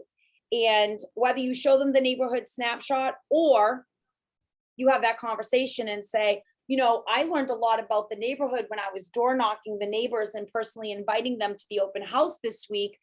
Some of the things I learned about the neighborhood were this. Or when I was making phone calls to invite the neighbors to our first open house this week, some of the things I learned about the neighborhood was this. And also that value is if they're not interested in this property because it doesn't fit their wants and needs, and they aren't exclusively working with somebody, I'm pointing them out to a different open house maybe that might be available within that 75,000 delta. And saying to them, with your permission, I'm going to give you guys a call this afternoon at the number that you provided. Is this it? 508-341-4181. Because I'm going to ask you on a scale 1 to 10, did you like any of those homes? And that would be a natural way to start adding value for them to feel comfortable to work with you. All right. Next slide. Capturing the lead. Okay, well, I just showed you a cool way, sort of. I didn't show you how to do it, but that landing page, you can look it up in YouTube or on Connect or come to Technology Thursdays. Creating that landing page did capture the lead. All right, that check-in sheet is capturing the lead. The important information, name, email, phone number as necessities, and anything else as extra afterwards. So whether you do that through technology or paper is what you want to do. Now, this part is important. This is important because this is a warm, hot lead coming in. So if you're not those PPPs plus my purposeful, prepared, and present, and you're just not feeling it because it's raining out and there's too many people and you just let it go by, and then you just lost opportunity for business. So making sure that you are capturing the lead. And I will say one thing that I did when they used to fill out a form, you see a sheet here. I'm not a sheet person. I'm not a sheet person. I love note cards. I'm obsessed with note cards. I never knew that Gary Keller uses a note card system. John Maxwell uses a note card system. So I do definitely feel a little bit smarter. But I love cards. So I made guest registration cards, just a template in Word document with some of the stuff you're seeing on the screen, so that on the back of the card, I would give them I actually would give them a clipboard. So at Staples, I bought the clipboards and put this on each clipboard with a pen.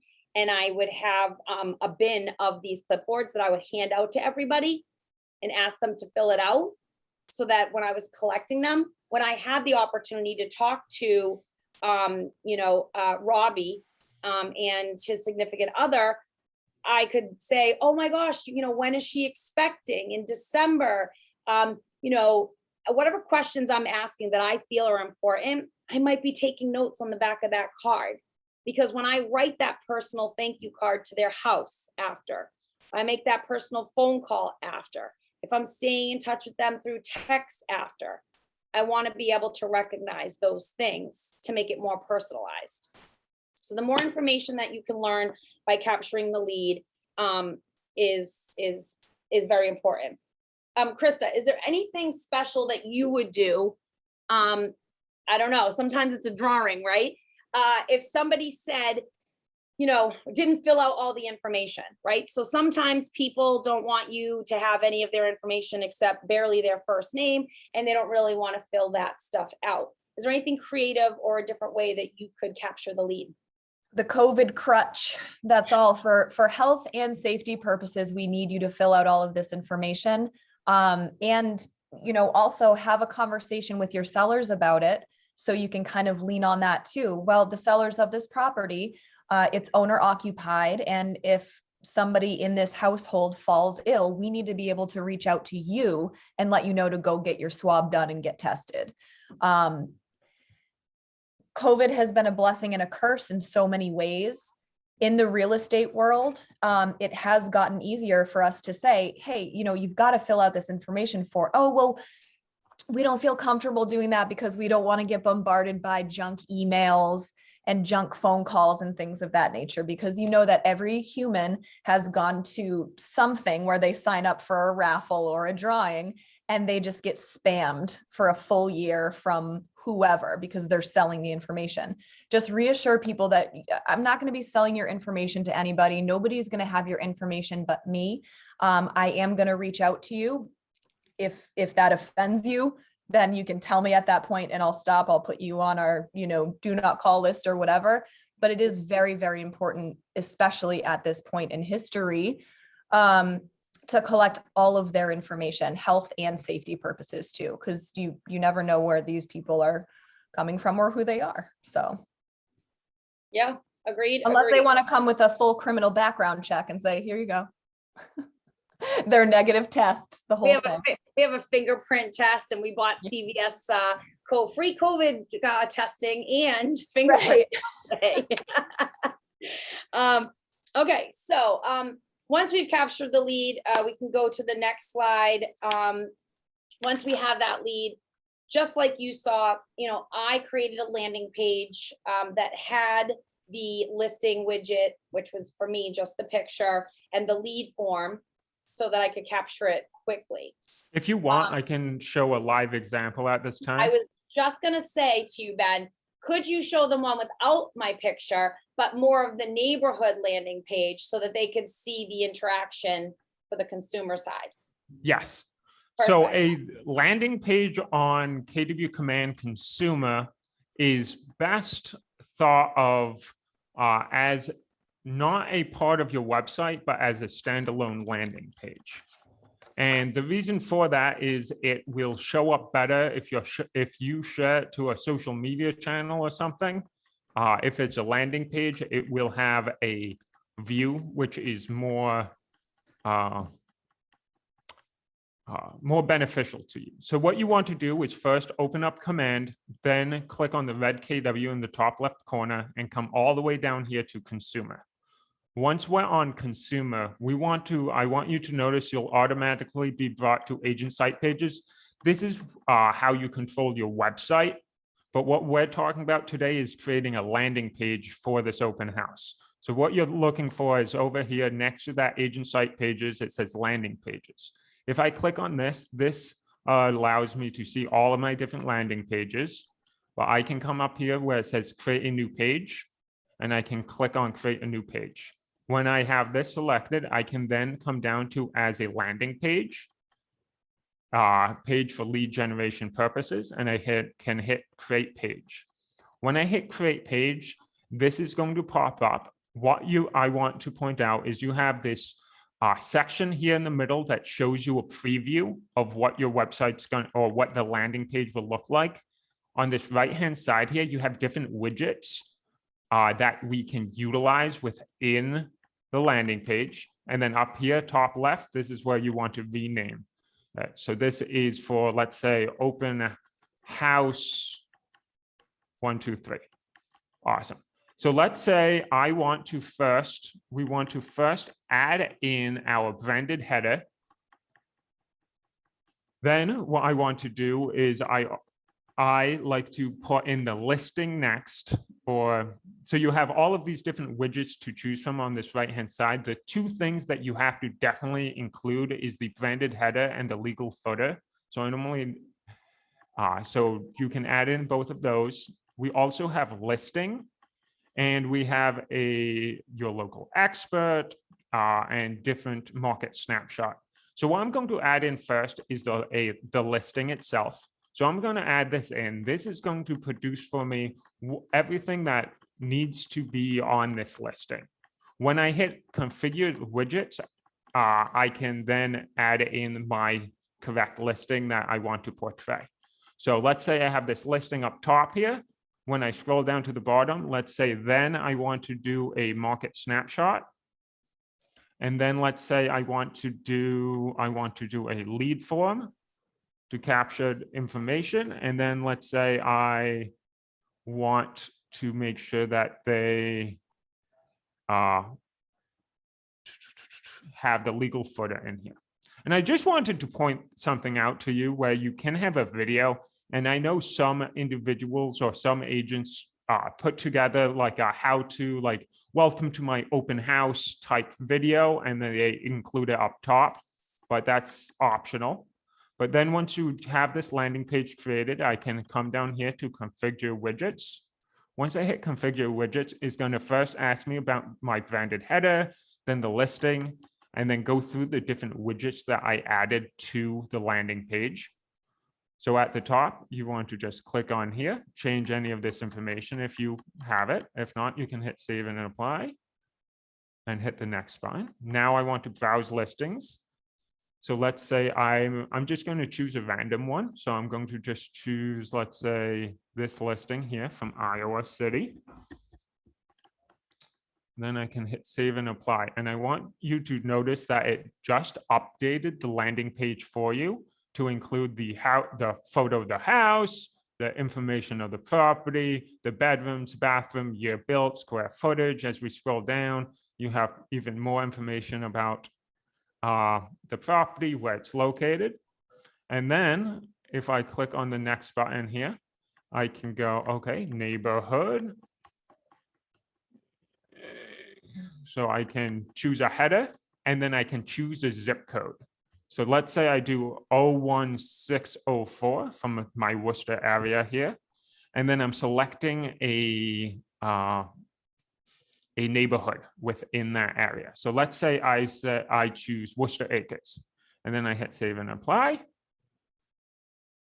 If I scroll down here, this is going to be the listing information. And then this is going to be the neighborhood that I just selected based off of this zip code. And I selected the neighborhood. Now this is telling me, okay, the active listings, pending, average listing price, sold statistics. And then if I continue scrolling down, the last widget I added was adding in this information here. Now, I just want you to notice that if you share this landing page with someone and they do fill in this information, it will automatically be added as a contact into your command system. And then if you hit next, the final thing is to make sure your footer information is correct, and then you can hit save and apply. Now, what you have is the final step is to come up to the top right and hit publish page. Once we hit publish page, now I will be brought back to the agent site pages, consumer, basically this piece, and I need to jump over to the landing pages. And now, if you notice here, this is the landing page I just created, but this URL is extremely long. So what I can do is hit these three dots here and hit change URL.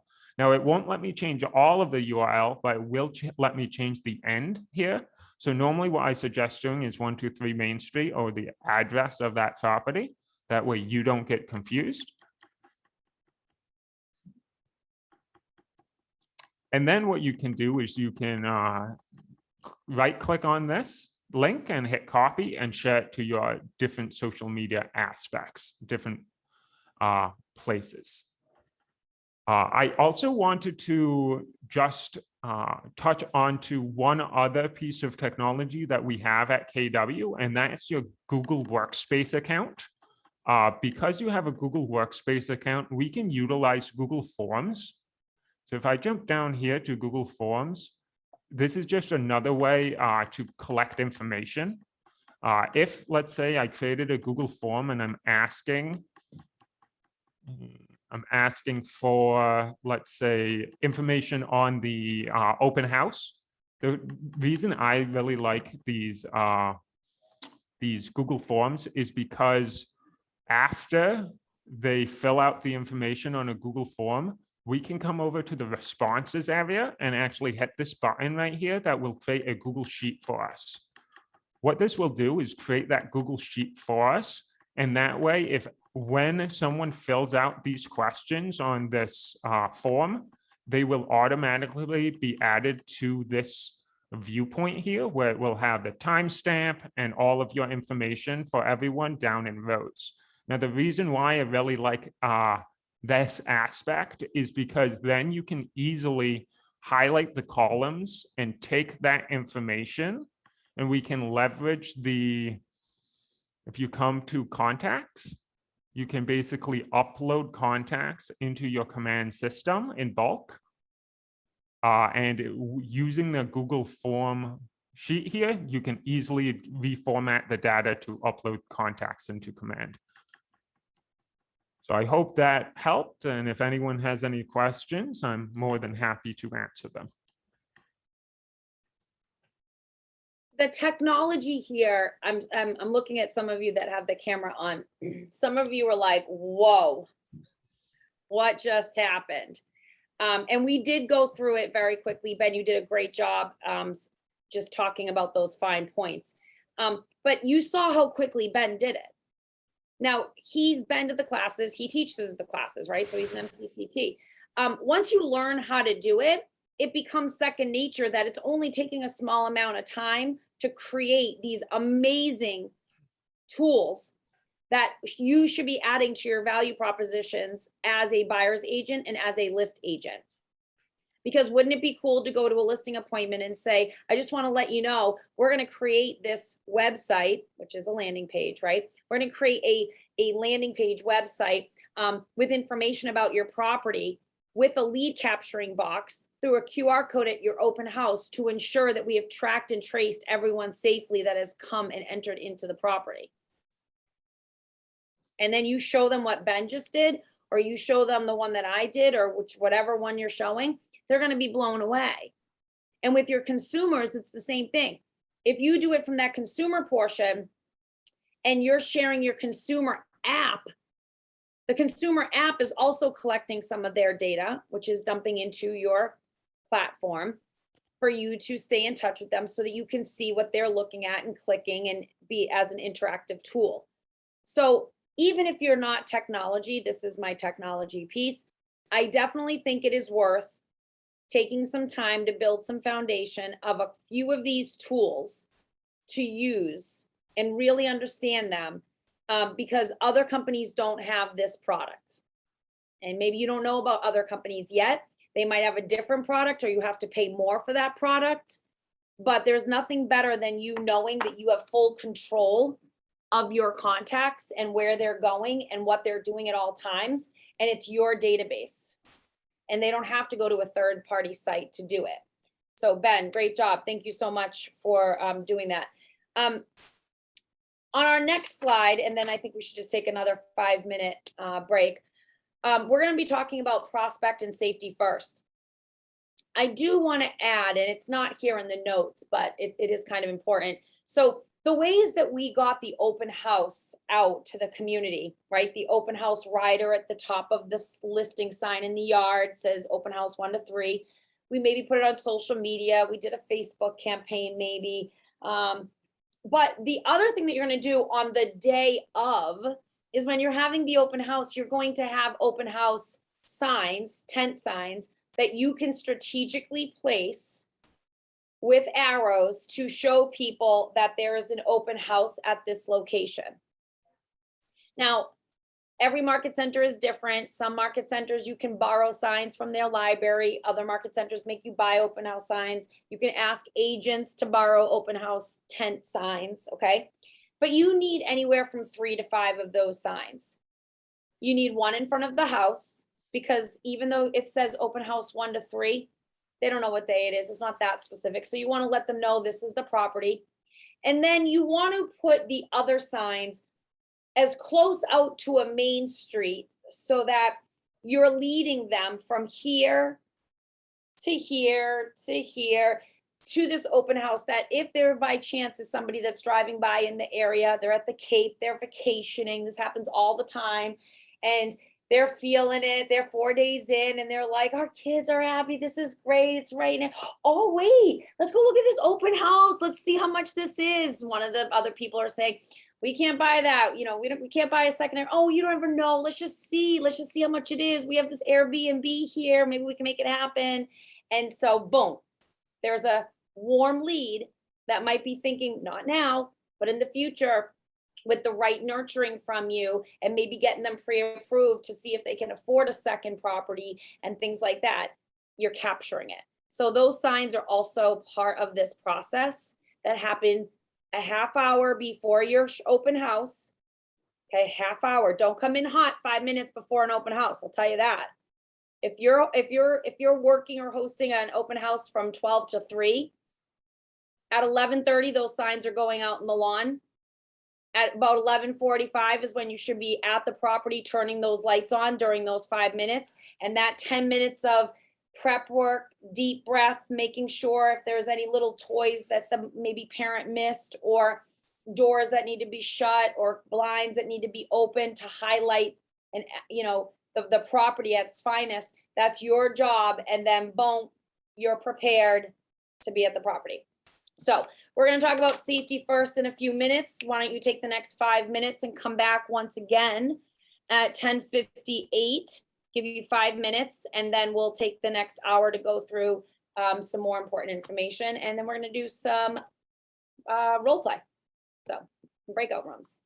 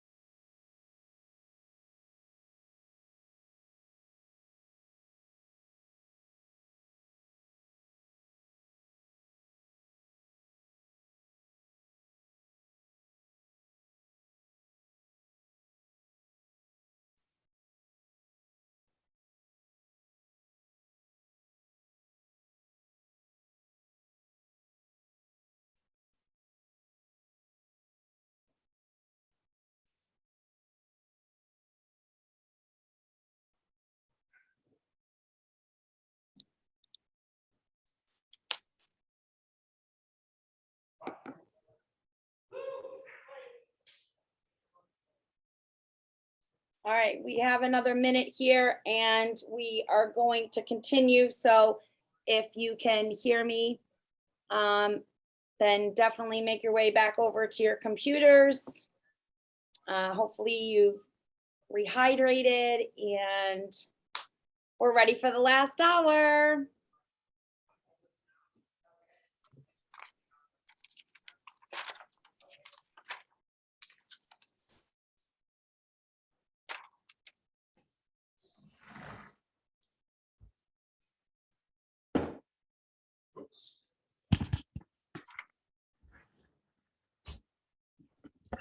All right, for those of you who are back on, how are we feeling? What are some of our, what's some of the excitement? What's some of the ahas we're having? What's some of the questions? How are we feeling overall?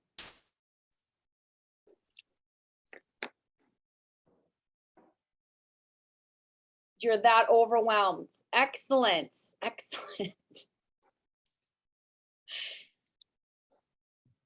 I like I liked the part about talking to the neighbors when you're hosting an open house. I think that's a really good idea. I especially like the part where I think it was in the script where it's like, hey, just like to give you a heads up, we're having an open house in your neighborhood. If there's anyone in your family or friends that are interested in buying a home, it's a good opportunity to try and pick your neighbor. Like the pick your neighbor part was cool. Great. Pick your friends, pick your neighbors. What else? What else are we hearing? I really like the landing page idea for the open houses and the QR code. I went to a open house recently that someone had did, and they just had like a sign-in sheet, and it was a contact tracing sheet. So they were kind of trying to leverage COVID to get some information. Yeah. But I like the idea of them just putting it in. It goes right into your command contacts. And Stephen, for everybody else too, if anyone has any questions with regards to why we're asking this information, then I would honestly say to them, listen, when you go through the process of selling your home as a seller, you also are going to have questions for the real estate agent after open houses about how many people came in, how many of them were working with an agent. As my list agent, have you had the opportunity to reach out to see if they are interested, or to their real estate agent to see if they are still interested? And they want feedback, right? Did the seller and the agent, is it really priced right? Right? Sometimes we take listings and we know that the market is saying that the property is worth 600, but you have a seller that believes in their mind because of Zillow and because of all the work that they've done. They want 650. They want you to price at 650, and you have a choice. Do you take the potential overpriced listing in hopes that you can quickly chase the market down and get it under agreement? Which is completely up to you. But sometimes it's not always the list agent that prices it. So it's better to hear the feedback that we need a price reduction. We haven't received any offers yet, Mr. and Mrs. Seller. Everyone who came through also noticed the big, the big wet pile in the backyard because your land dips when it rains. And so they weren't really attracted that every time it rains, there's going to be a big area of water pooling in the backyard, things like that. When the potential buyers come in and give the feedback, especially the hard feedback, sellers are more apt to hear it. They don't really want to hear it from the list agent because they just want to hear that you're going to sell their property for the most money, and hopefully that number matches their number, if that makes sense. All right, so welcome back, everybody. We're going to move forward to safety first. So, with open houses, you want to park on the street if possible, and hopefully your prospective buyers, they're parking in areas that are easy. Guys, sometimes I see everybody try to jam into one driveway and then everyone's trying to get out and they have to wait. Somebody comes in and says, I'm blocked.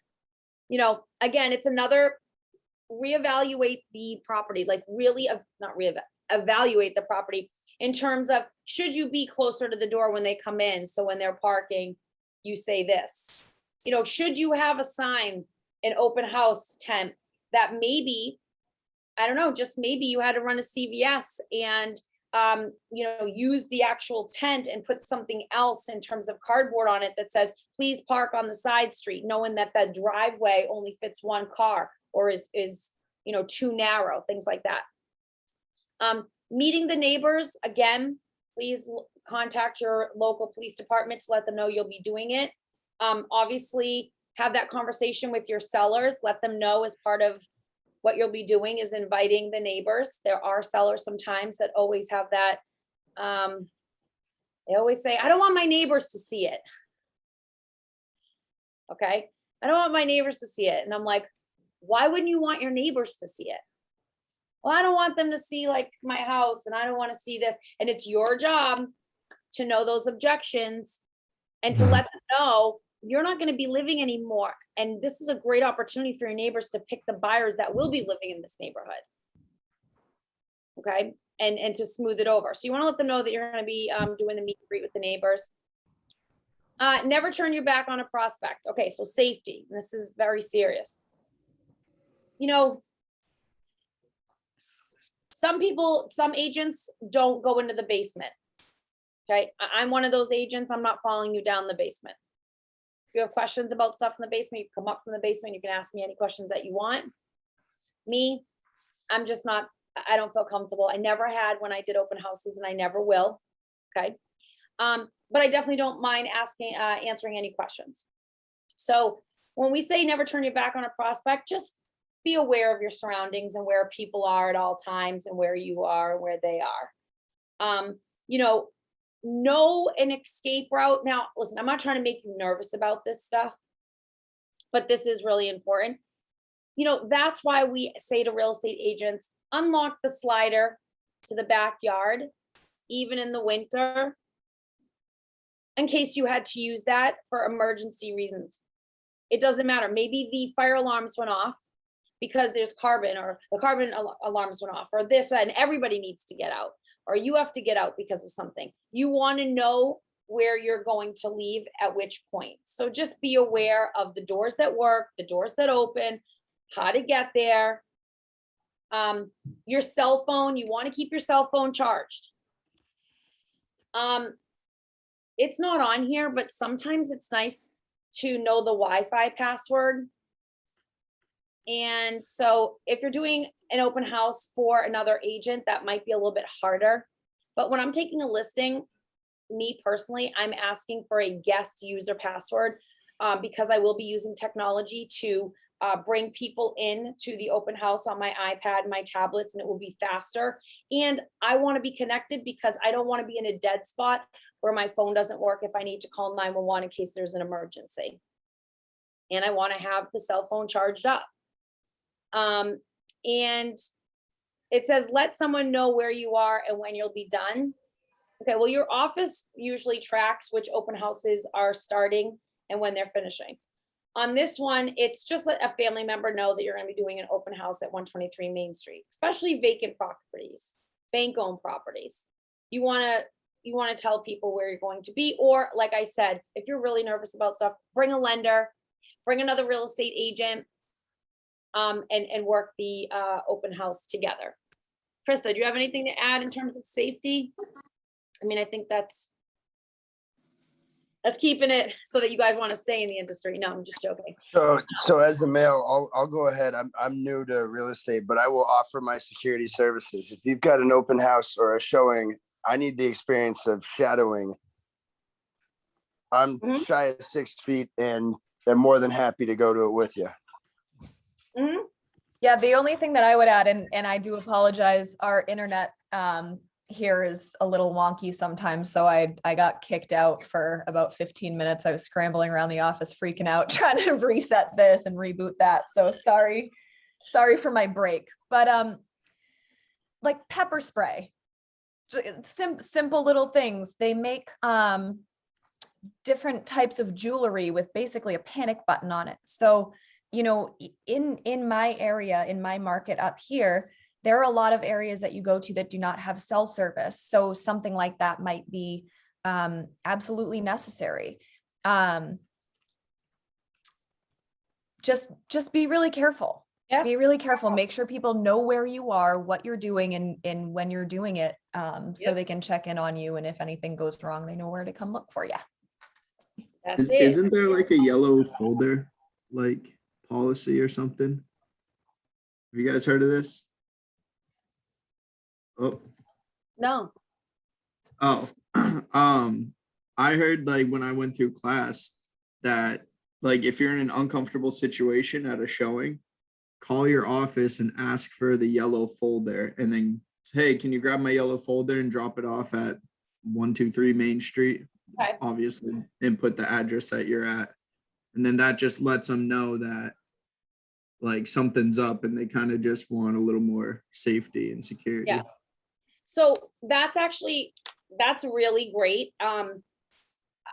Like I have that with my children, when they're meeting new friends and they're going to a house that I don't know, I always, and it's been used. My older son in 8th grade, he used it.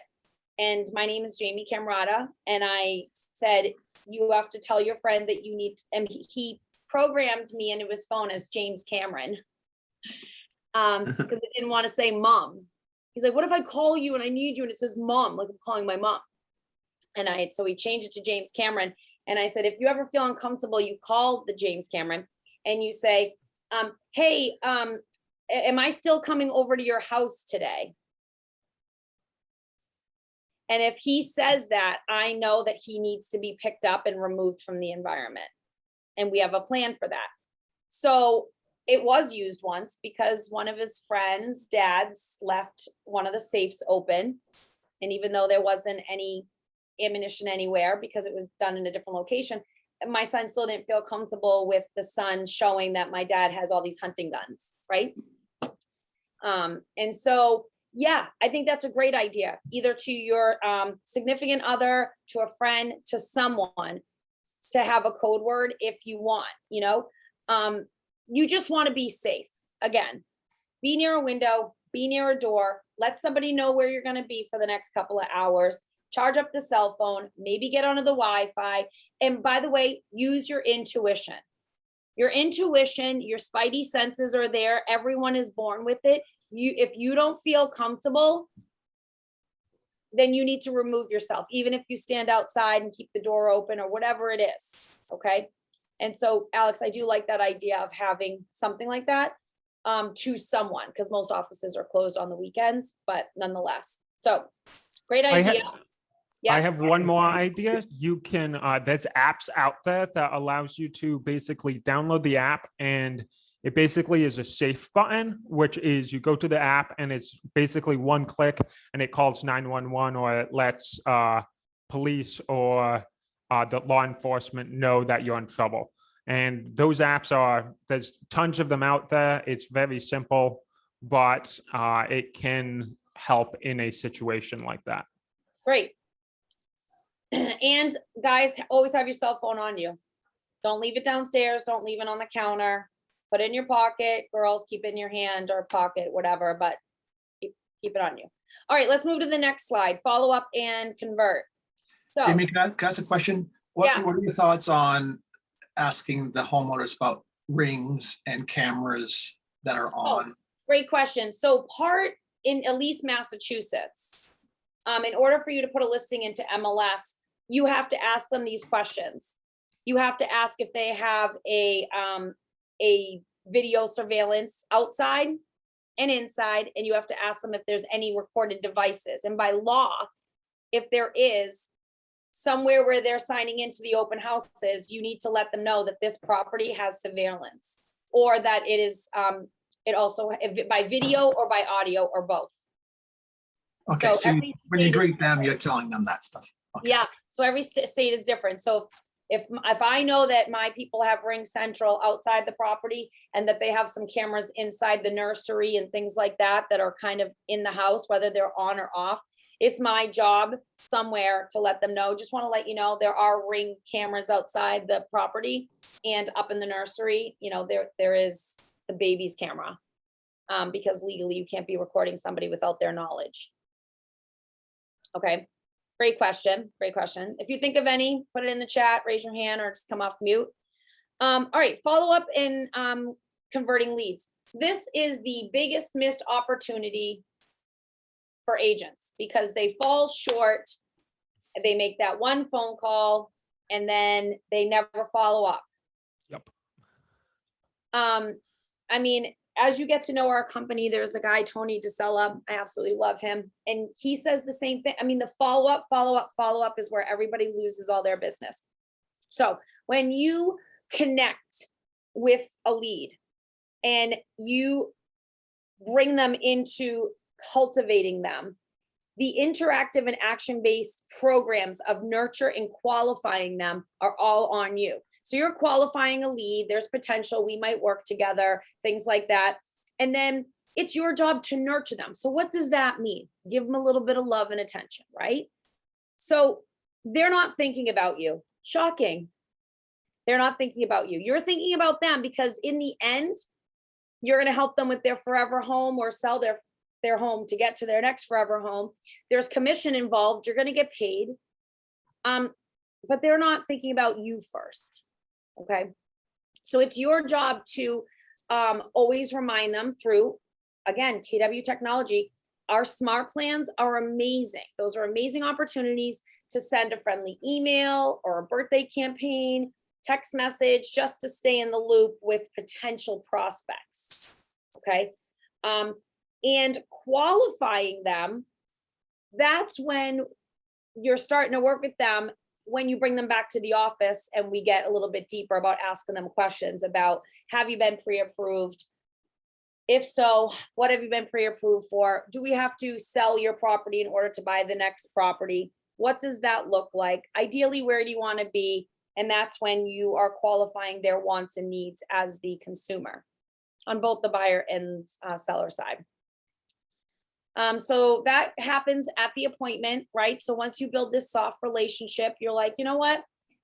Andy, I thought it was great meeting you and your wife at the open house on Sunday. I'm sorry that 123 Main Street wasn't your dream home. I hope you had an opportunity to go check out those other 2 properties that I sent you. Were you able to do that?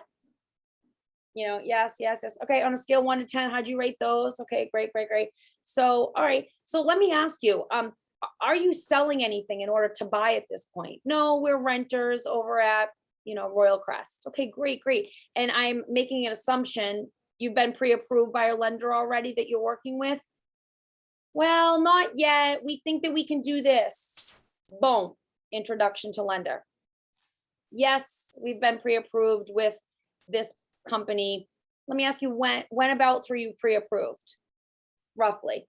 If they're saying last year, then we want to kind of redirect them and say, you know what, now's a great time to get, you know, to look at where they were going to lock you in and see if anything's changing your job, your finances. It's great to get freshly pre-approved now because they're going to need that with your credit score and everything if you're interested in buying or selling, whatever it is in the next 3 to 6 months or 3 months. All right, so we do that. So after the appointment, you've locked them hopefully up into an exclusive buyer contract. You're working with them or exclusive listing contract. And then that's when everything becomes active, right? Now we're in the football game. We've been practicing. We've been doing our thing. We're live. We're showing homes. We're doing our stuff and we find the home.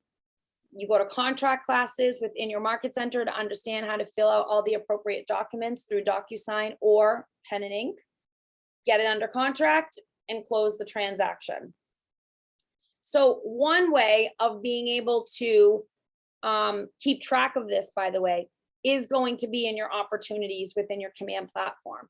The more that you put your contact information and you set the appointment and you use that as your notes, it will help you mainstream this process better and track your business. Okay. Anybody have any questions about that? Okay, great. Okay, now that we have reviewed strategies for getting people to our event, Let's talk about best practices for, and I have to say, I don't like say hosting open houses. It's just my thing. I like to say we work open houses because I want to work it. Like I want to get paid. I want a happy transaction and I want to work it. So I will be going back and forth with the words host and work. So it says here 4 ways to stand out during your open house. Host a speaker. Okay, well, Krista discussed that, you know, she absolutely loves it and she loves to do that special unique touch. Maybe make cookies if it's okay with the seller and you're going to do something like that. Bring cupcakes, have lobster rolls, water, food, things like that. Or you're bringing a lender, something to attract people to come to this specific open house and not throwing a pool party. Which I had an agent in my office as a team leader in Beverly try to pull on us once. And they just took it literally and were like, oh, I thought we could have like an open pool party. I was like, what? No. Okay, so offer a gift. What does that mean? A raffle. Okay, you can do a cool raffle or a gift card. You can have a jar of jelly beans and say, guess how many jelly beans are in this, you know, this canister, and enter for your chance to win this Yeti cup. You know, any little creative thing at an open house that makes it fun and interactive, especially if it's I mean, most of the homes, most of the time there's a child moving in. So anything that you can do to make it more interactive and unique would be ideal. If you choose not to do any of these things, you're still okay. I just want to let you know, we're just giving you different ideas and best practices to add to your value proposition as a real estate agent. Whether you choose to do them, there is no judgment. So get the house in showing shape. Like I said, sometimes the sellers are running out of the house.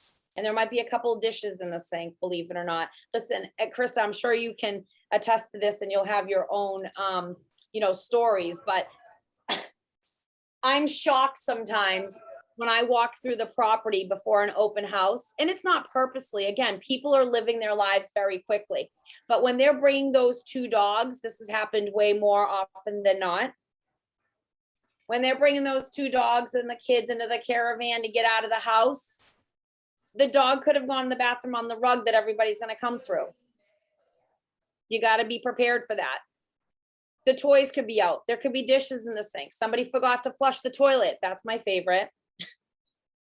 So your job is not to be the cleaner, but your job is to make sure that it's in the best shape possible without any hazards or magnifying big problems. Does that make sense? We are problem solvers and we have to think on our toes. And that's why the internet is totally dead at my office and I'm at a coffee shop with you guys now. So hello again. Sorry about that. Sorry for the radio silence for the past 25 minutes. Here I am at the Metropolitan Coffee House in beautiful tax-free North Conway, New Hampshire. Ooh. Now check out that dedication, okay? So being a problem solver and being a co-host with me, right? She could have just sent me a text and said, I'm going home. Right? But instead, what did she do? So she was prepared, purposeful. She showed up. Okay, so she showed up. And so that makes her a rock star team leader in leadership anyway. But I absolutely love that. And guys, this happens. It happens at open houses. The lights don't work. Once I went into an open house, I turned the lights on and then no joke, I plugged in, I know. I plugged in my own personal blender because I needed to make a protein shake. Come on. No, you needed to make a margarita and you brought your own blender. I'm proud of you. We're going to go with the protein shake for now. And I plugged it in and it was mine and it's going and then boom, lights out. Did I know where that panel was? Somewhere in the basement that I didn't want to go into. So, crazy things happen is all I'm going to say. Also be prepared that if it's an open house, that it's the first or second open house, people are going to be there early, just like they are for a yard sale. Because even though I say we open up at 8, I don't know, people feel like there's an exception of the rule. Or some people are in a hurry and they really want to see it. And so they're like, oh my God, please, please, I have to make my kid's soccer game. I know that you're just turning the lights on. Can I just take a quick look around? So be prepared for that. And then also be prepared for those last minute Charlies that like to come right at 1 minute before you're going to start closing all the lights off. And they want the opportunity to see the property as well. Think about how you are going to handle that in the most appropriate way. Remember that the last minute Larry still might become a client of yours.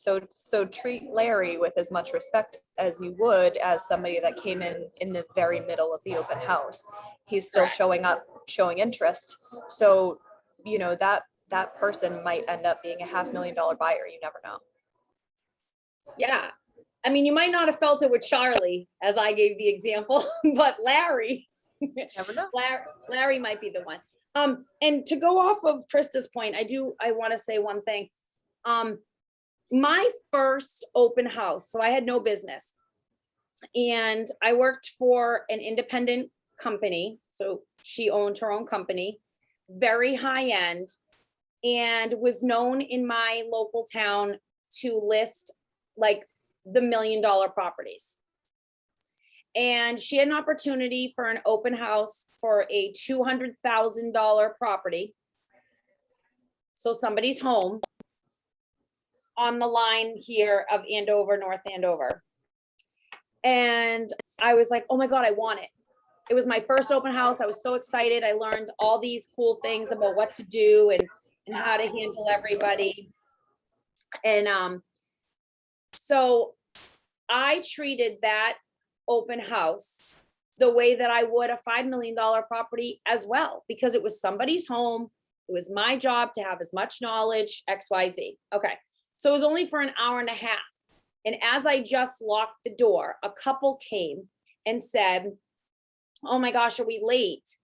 And I said, well, I just locked up, but I can give you 15 minutes if you think that 15 minutes would be a good amount of time. Otherwise, if you're working with an agent, I can give her a quick call and let her know some available times that might be available this afternoon for you guys to see it. And they said, you know what, 10 minutes will be enough. We just want to jump in. I unlocked the door, I put the lights on. They go through this property. So they go through the property. They ask me a ton of questions about the property. And they're only the second people that went through this property, by the way. So, but I knew everything about it. I was passionate. I was like, oh, but they asked me questions I didn't know. And I said, with all due respect, I have no idea. I can find out for you, but I'm not certain about that. I did everything that I thought that I could. And then in the end, I said, you know, are you working, you know, with an agent? And they said, we are. We appreciate your time. And if we have any other questions, we'll get back to you. They ended up calling me at 6 p.m. that night. And they said, we loved your energy. We loved your knowledge. We love how you took your time at the open house. They loved everything that I did. And they wanted to know if I would work with them to help them find a property. And I said, okay, well, I asked you if you were working with an agent. I want to make sure you didn't sign an exclusive listing contract. Exclusive buyer contract with somebody. And they said, no, you know, we've been going out the last couple of weekends, really, with full disclosure, looking for the right real estate agent that we thought would work for us. And I'm like, oh my God, I'm so honored. Thank you so much. They ended up buying a $1.7 million property in Reading.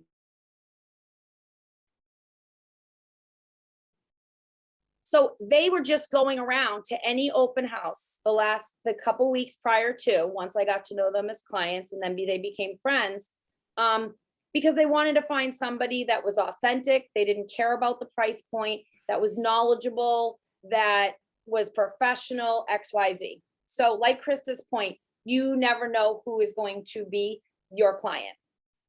So if you aren't going to stay late for the open houses, kind of redirect it to, maybe we can get you in later this afternoon for a showing. Maybe we can do this. But the fact that I didn't close that window down was a value. So always remember that in customer service.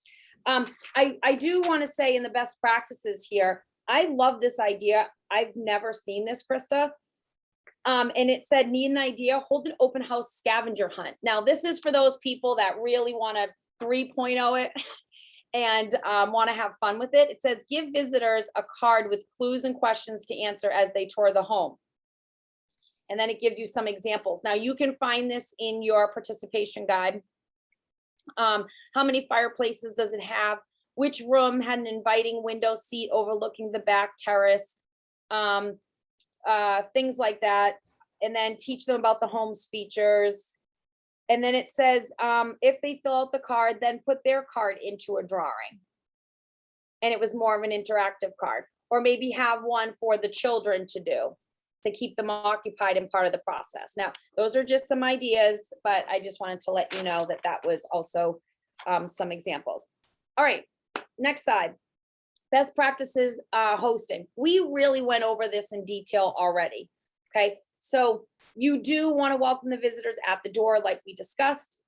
You want to get the house in showing shape, and you want to think about the safety first. You want to properly and strategically put the open house signs out and about. You want to turn the lights on. You want to be ready to work. Don't leave valuables exposed. So try, you know, if you're going to keep your purse and laptop and stuff in the car, please lock it. You know, this is a pet peeve of mine. Don't have messy meals or snacks. That's why I was making a protein shake. So that person that was fresh, that maybe it was a margarita, it was a protein shake because I had to work. And I needed protein, and I'm not throwing down a cheeseburger while I'm trying to work an open house. So, you know, if you need a lozenge or something like that, great. Don't chew gum, be professional, show up the way that you are, and you will attract what that is. Be professional. And don't make assumptions like we just said about Charlie and his friend. Don't make assumptions on if they can afford something, if they can't afford something, where they're coming from, anything.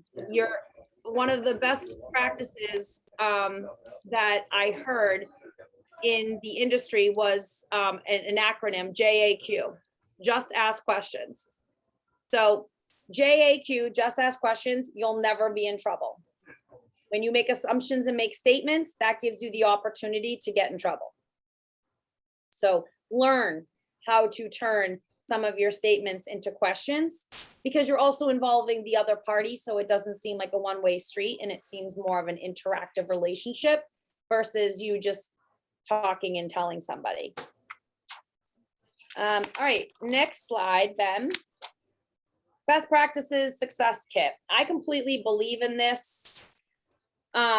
You know, I traveled with a little bin in my car of all these random things, because you never know what you're going to need. And you don't know if that house is really going to have it or if they're out of it. So you don't have to do it. It's just a best practice kit. Disinfectant wipes, that's a good one in 2021. So you might want to have those, or at least the gel for people who are touching things and stuff like that. You know, toilet paper, you laugh.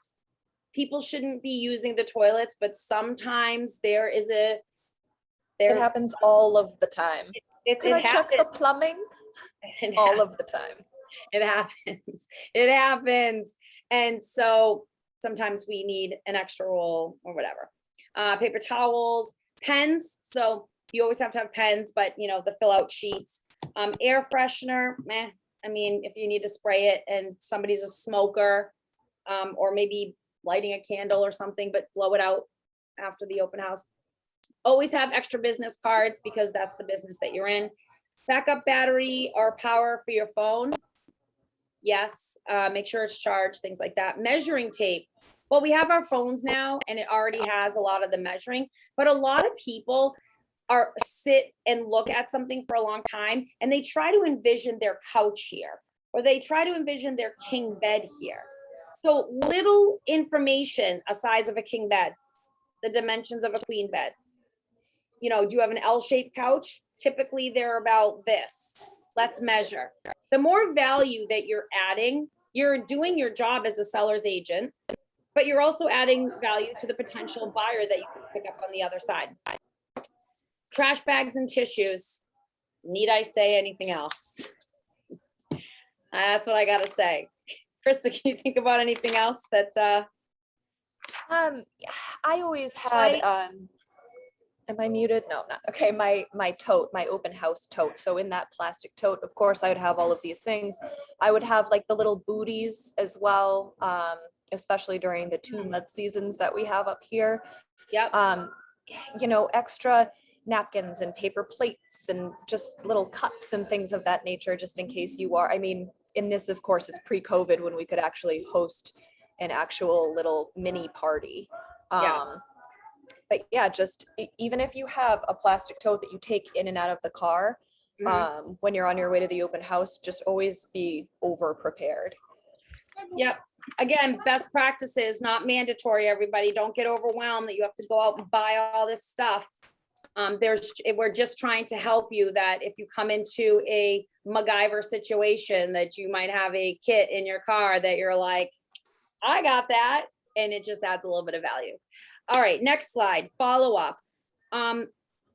So following up with an open house customer can mean putting them on a neighborhood nurture plan, which we talked about.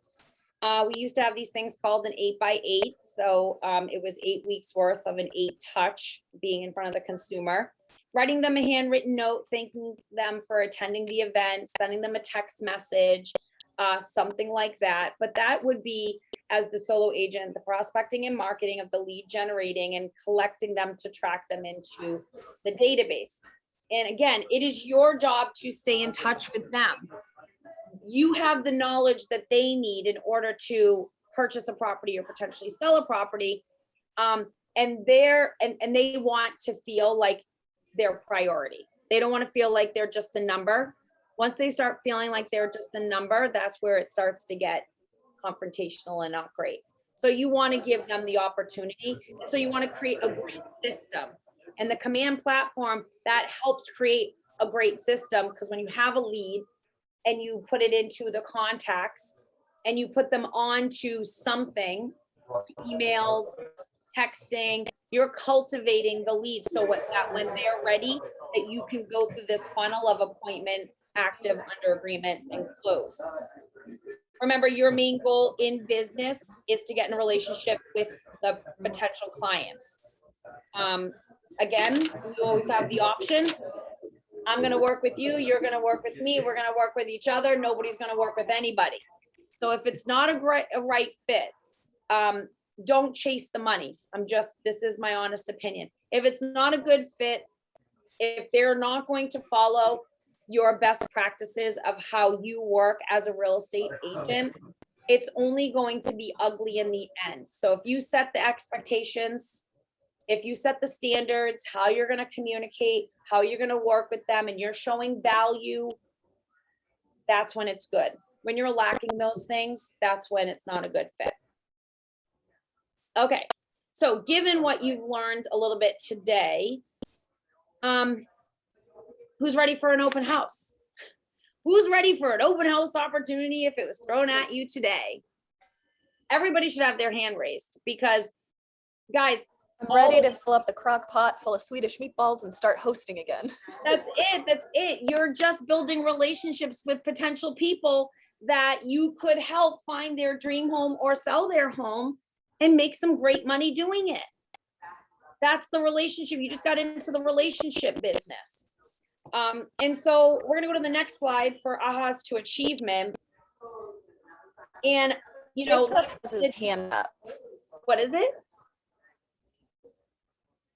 Jacob has his hand up. Do you have a comment or an Oh no, you said it was ready. I was just gonna say that I mean, just wanted to to say me, honestly, having a sales background in other aspects like business to business sales and whatnot, I mean, you are missing out on so much opportunity if you don't take advantage of that open house. Cause I mean, that's like the hottest leads you're gonna get pretty much, and they're free. Right. You know what I mean? 100%. It is. So I mean, you can hit up your circle and everything like that. But I mean, these people are literally at the house, looking at the house, are interested at least to the point putting where their hand up saying, hi, I'm a buyer. Oh, no. Yep. They're raising their hands saying, I need your help. Reluctantly, I'm going to need your help, whether I want your help or not, because in order for me to purchase this property, I'm going to need somebody like you to get me through the process. And so For sure. you are right, Jacob. And go ahead, To Krista. piggyback on what he said too, we talk about this so often is play with passion or not at all. You know, you're not just showing up to the open house to appease your seller and say, well, nobody buys a house at an open house. And I think the statistic is 2% or something of that nature. Play with passion or not at all. Show up. You're there to do a job, and half of the job of the open house is to prospect for new buyer clients. You know, and say you're hosting an open house for a $500,000 property and you meet 5 new $500,000 buyers. People dream about that. So just keep that in mind. Agreed. 2.5% at $500,000 property at 2.5% based on a 70-30 split with 6% of Keller Williams going to royalty. In your pocket, $8,000. So again, we're in the business of relationships, but we also want to get paid. And so when you're working for something and you know the outcome financially of what the rewards will be and what you can do with that, you know, it will make you work harder and smarter. I want to say, to go back to Tony DeSella about following up with leads, just because the lead's not getting back to you today doesn't mean that they won't get back to you next week or the week after or the week after or whatever life has thrown at them. I have called those cards that I used to do for open houses. Every December, I go back to the January ones because there's date, time, and weather at the top of every card. And in December, I call all the January, February, March people that came through open houses to check in to see if they ended up buying a property. And some of you might be like, yeah, but that was January, February, March. Like they had that whole spring season. So I don't know what life threw at them during that time. So I still want that opportunity to make some notes to see if they are still an option A in my pipeline of somebody that's still out there figuring out what they want to buy. Ben, can we go to the next slide? All right, so, and then maybe one more slide. Perfect, thank you. So I want you to take a couple of minutes because you know that Chris and I from last week, it's really important for us to go over and for you to take a few minutes to write down your personal notes about how has your thinking changed. Specifically, some of you were nervous to make phone calls or to a door knock, and then we try to maybe make that a little bit better for you and more personal, and doing it maybe with another associate. So, you know, how has your mind or thinking changed about that, and what ideas or mindsets were new for you? What do you feel differently about, and what was meaningful to you today out of what we taught? How will your behaviors be different going forward? So what actions will you be taking? You know, are one of those actions, because today is Wednesday, and when did I say a day is great to say I'm ready for an open house this weekend? My opinion is Wednesdays. Throw that email out to your office and say, I'm ready. Here's my name, here's my number, here are the dates and times that I'm ready. If you need me to cover an open house, I'm ready. Are you going to put action into play? And if so, what are you going to do? And then what tools, models, or systems are you really going to use? Okay, some of you did say, I love the landing page. I love the QR code. Some of you are like, that's too complicated for me. I don't want to know how to do that. Okay, so what do you want to know, and what are you willing to do? So take 5 minutes, and in your own privacy, I want you to write your success list, right? So we talk about that. I want you to write some of these ahas to achievement, and then highlight what are you going to do today or this week as an action based off of learning a little bit more about open houses. Maybe it's script practice. Maybe it's really downloading the scripts because you haven't done that yet. What are some of those things that you're going to do? Take a few minutes and reflect. And there is no music, though, Krista, I was trying to find music on my Amazon so I could do a little like writing session. I love that. I like it. Little Mozart. I was. Who could say? But no.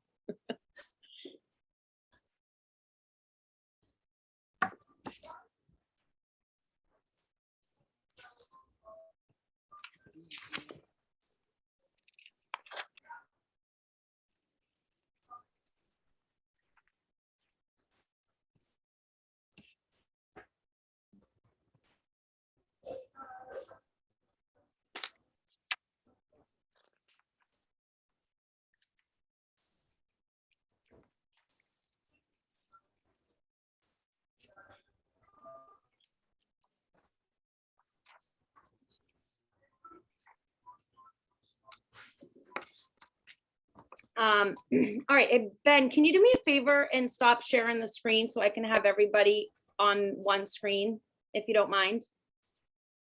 Thank you. So what you just wrote down is your success plan or action plan as to what you're going to do based on some of the information that you learned today. And I know that we have lost some of the group. We have 18 people left. So I'm going to ask you in the next 10 minutes, or we have like maybe what? Yeah, like 10, 15 minutes. So I would like to maybe open the script book. Do any of you have that really printed in front of you? No. Yes. Okay. Guys, I promise you, there's no judgment. All right. There's no judgment. There's no judgment.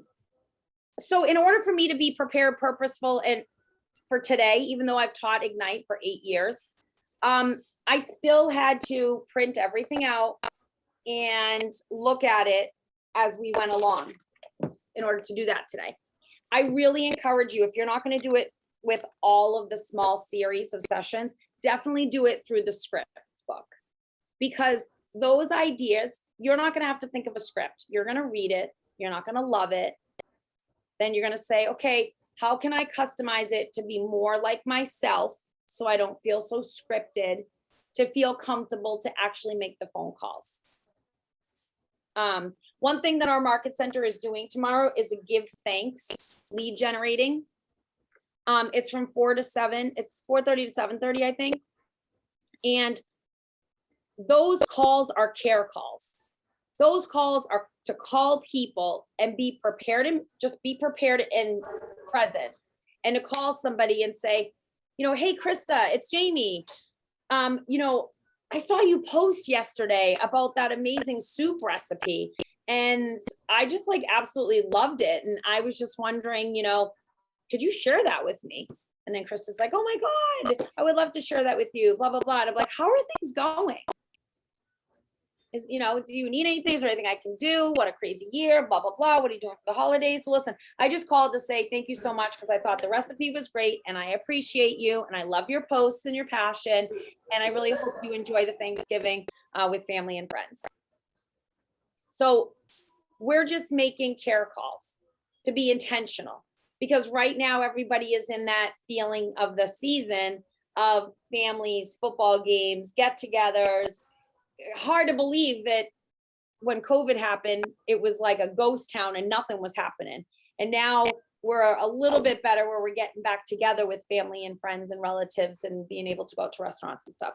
So there's a reason why we're doing those calls right now, though, because when they want to go ask them for business and they want to ask somebody for something, you can't ask somebody for something if you haven't built a relationship of follow-up. It's just not right.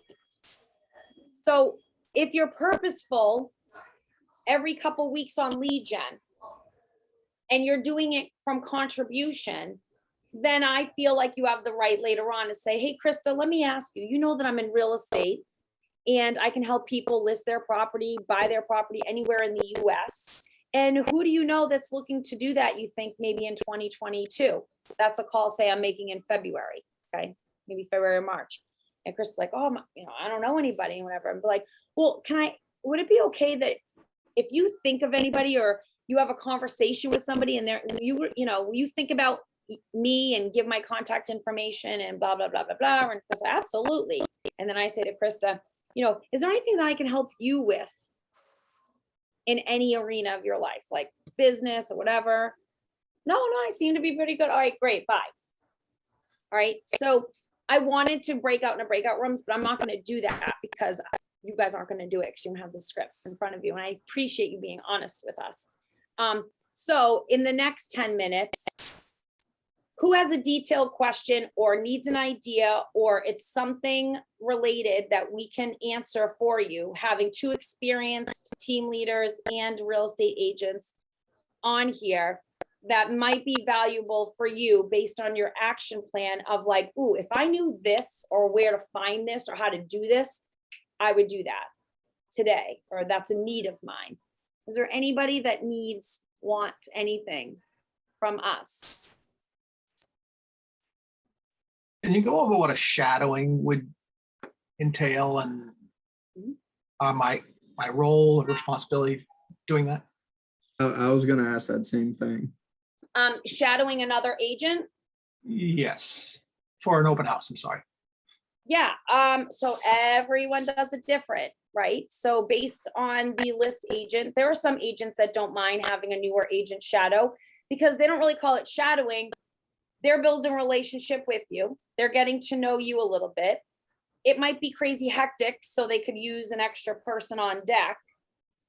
The leads most likely are going to the main agent because you're kind of like in a restaurant, right? You're not getting tips because you have to do shadowing with the server so much before you can actually start receiving tips. So, and you're going to learn the ways that they do it. And they would expect for you to evaluate and they would expect for questions. You know, the real estate agent doesn't know where you're at, what you really need. They've been doing it for so long that they actually do appreciate you asking questions because in their mind, they're like, wow, you know, it's been so embedded on how I do these things. Yeah, I totally forgot that like, this is how I do it, or this is what I do, but somebody else might not do it. So shadowing opportunities, I would go to your PC, your productivity coach, business development coach. If you don't have that in your market center, just go to your team leader and say, I'm ready for, I would like to shadow maybe somebody off the ALC, Agent Leadership Council, or somebody, and they will help build a relationship and guide you so that you can have that opportunity somewhere. Thank you. Yeah, you're welcome.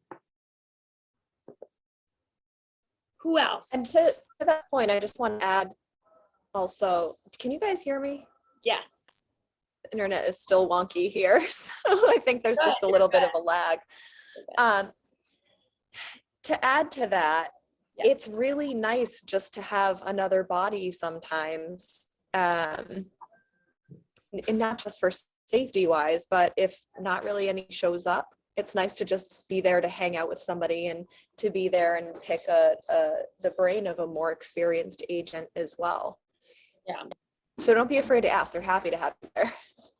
They are. It actually makes them a better real estate agent because if they got to be on their toes too. Ben, when you get a jog that memory, will you mind putting up the Ignite survey QR code that I didn't put up yet, if you're still available to do so? Otherwise, I might just try to hold it up on this screen and tell you guys to take your phones out.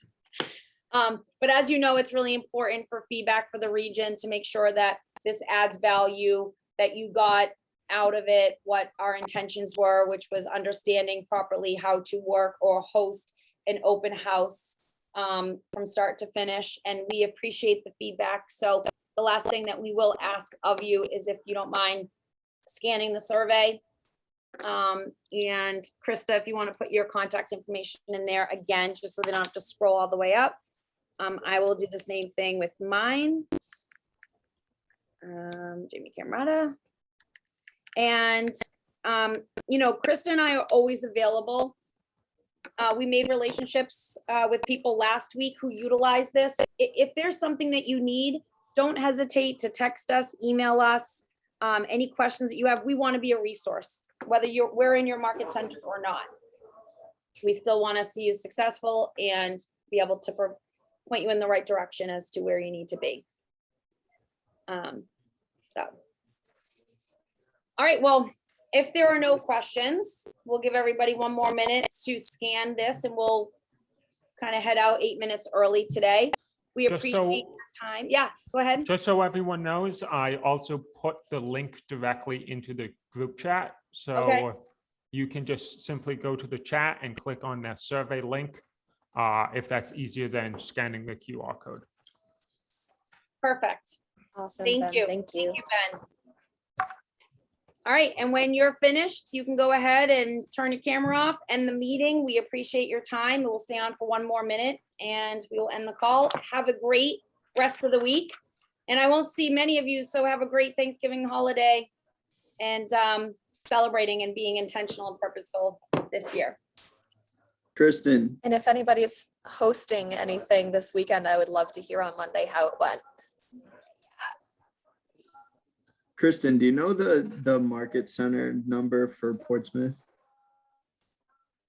463. 463. I gotta try and memorize that. I would forget, but it has something to do with our door code at the office. So I use it every day. Oh, okay. Up in North Carolina. Security breach, security breach. Okay, I'm gonna end this and thank you guys for an eventful morning. Thank you. Awesome. Thank you guys so much. Thank you.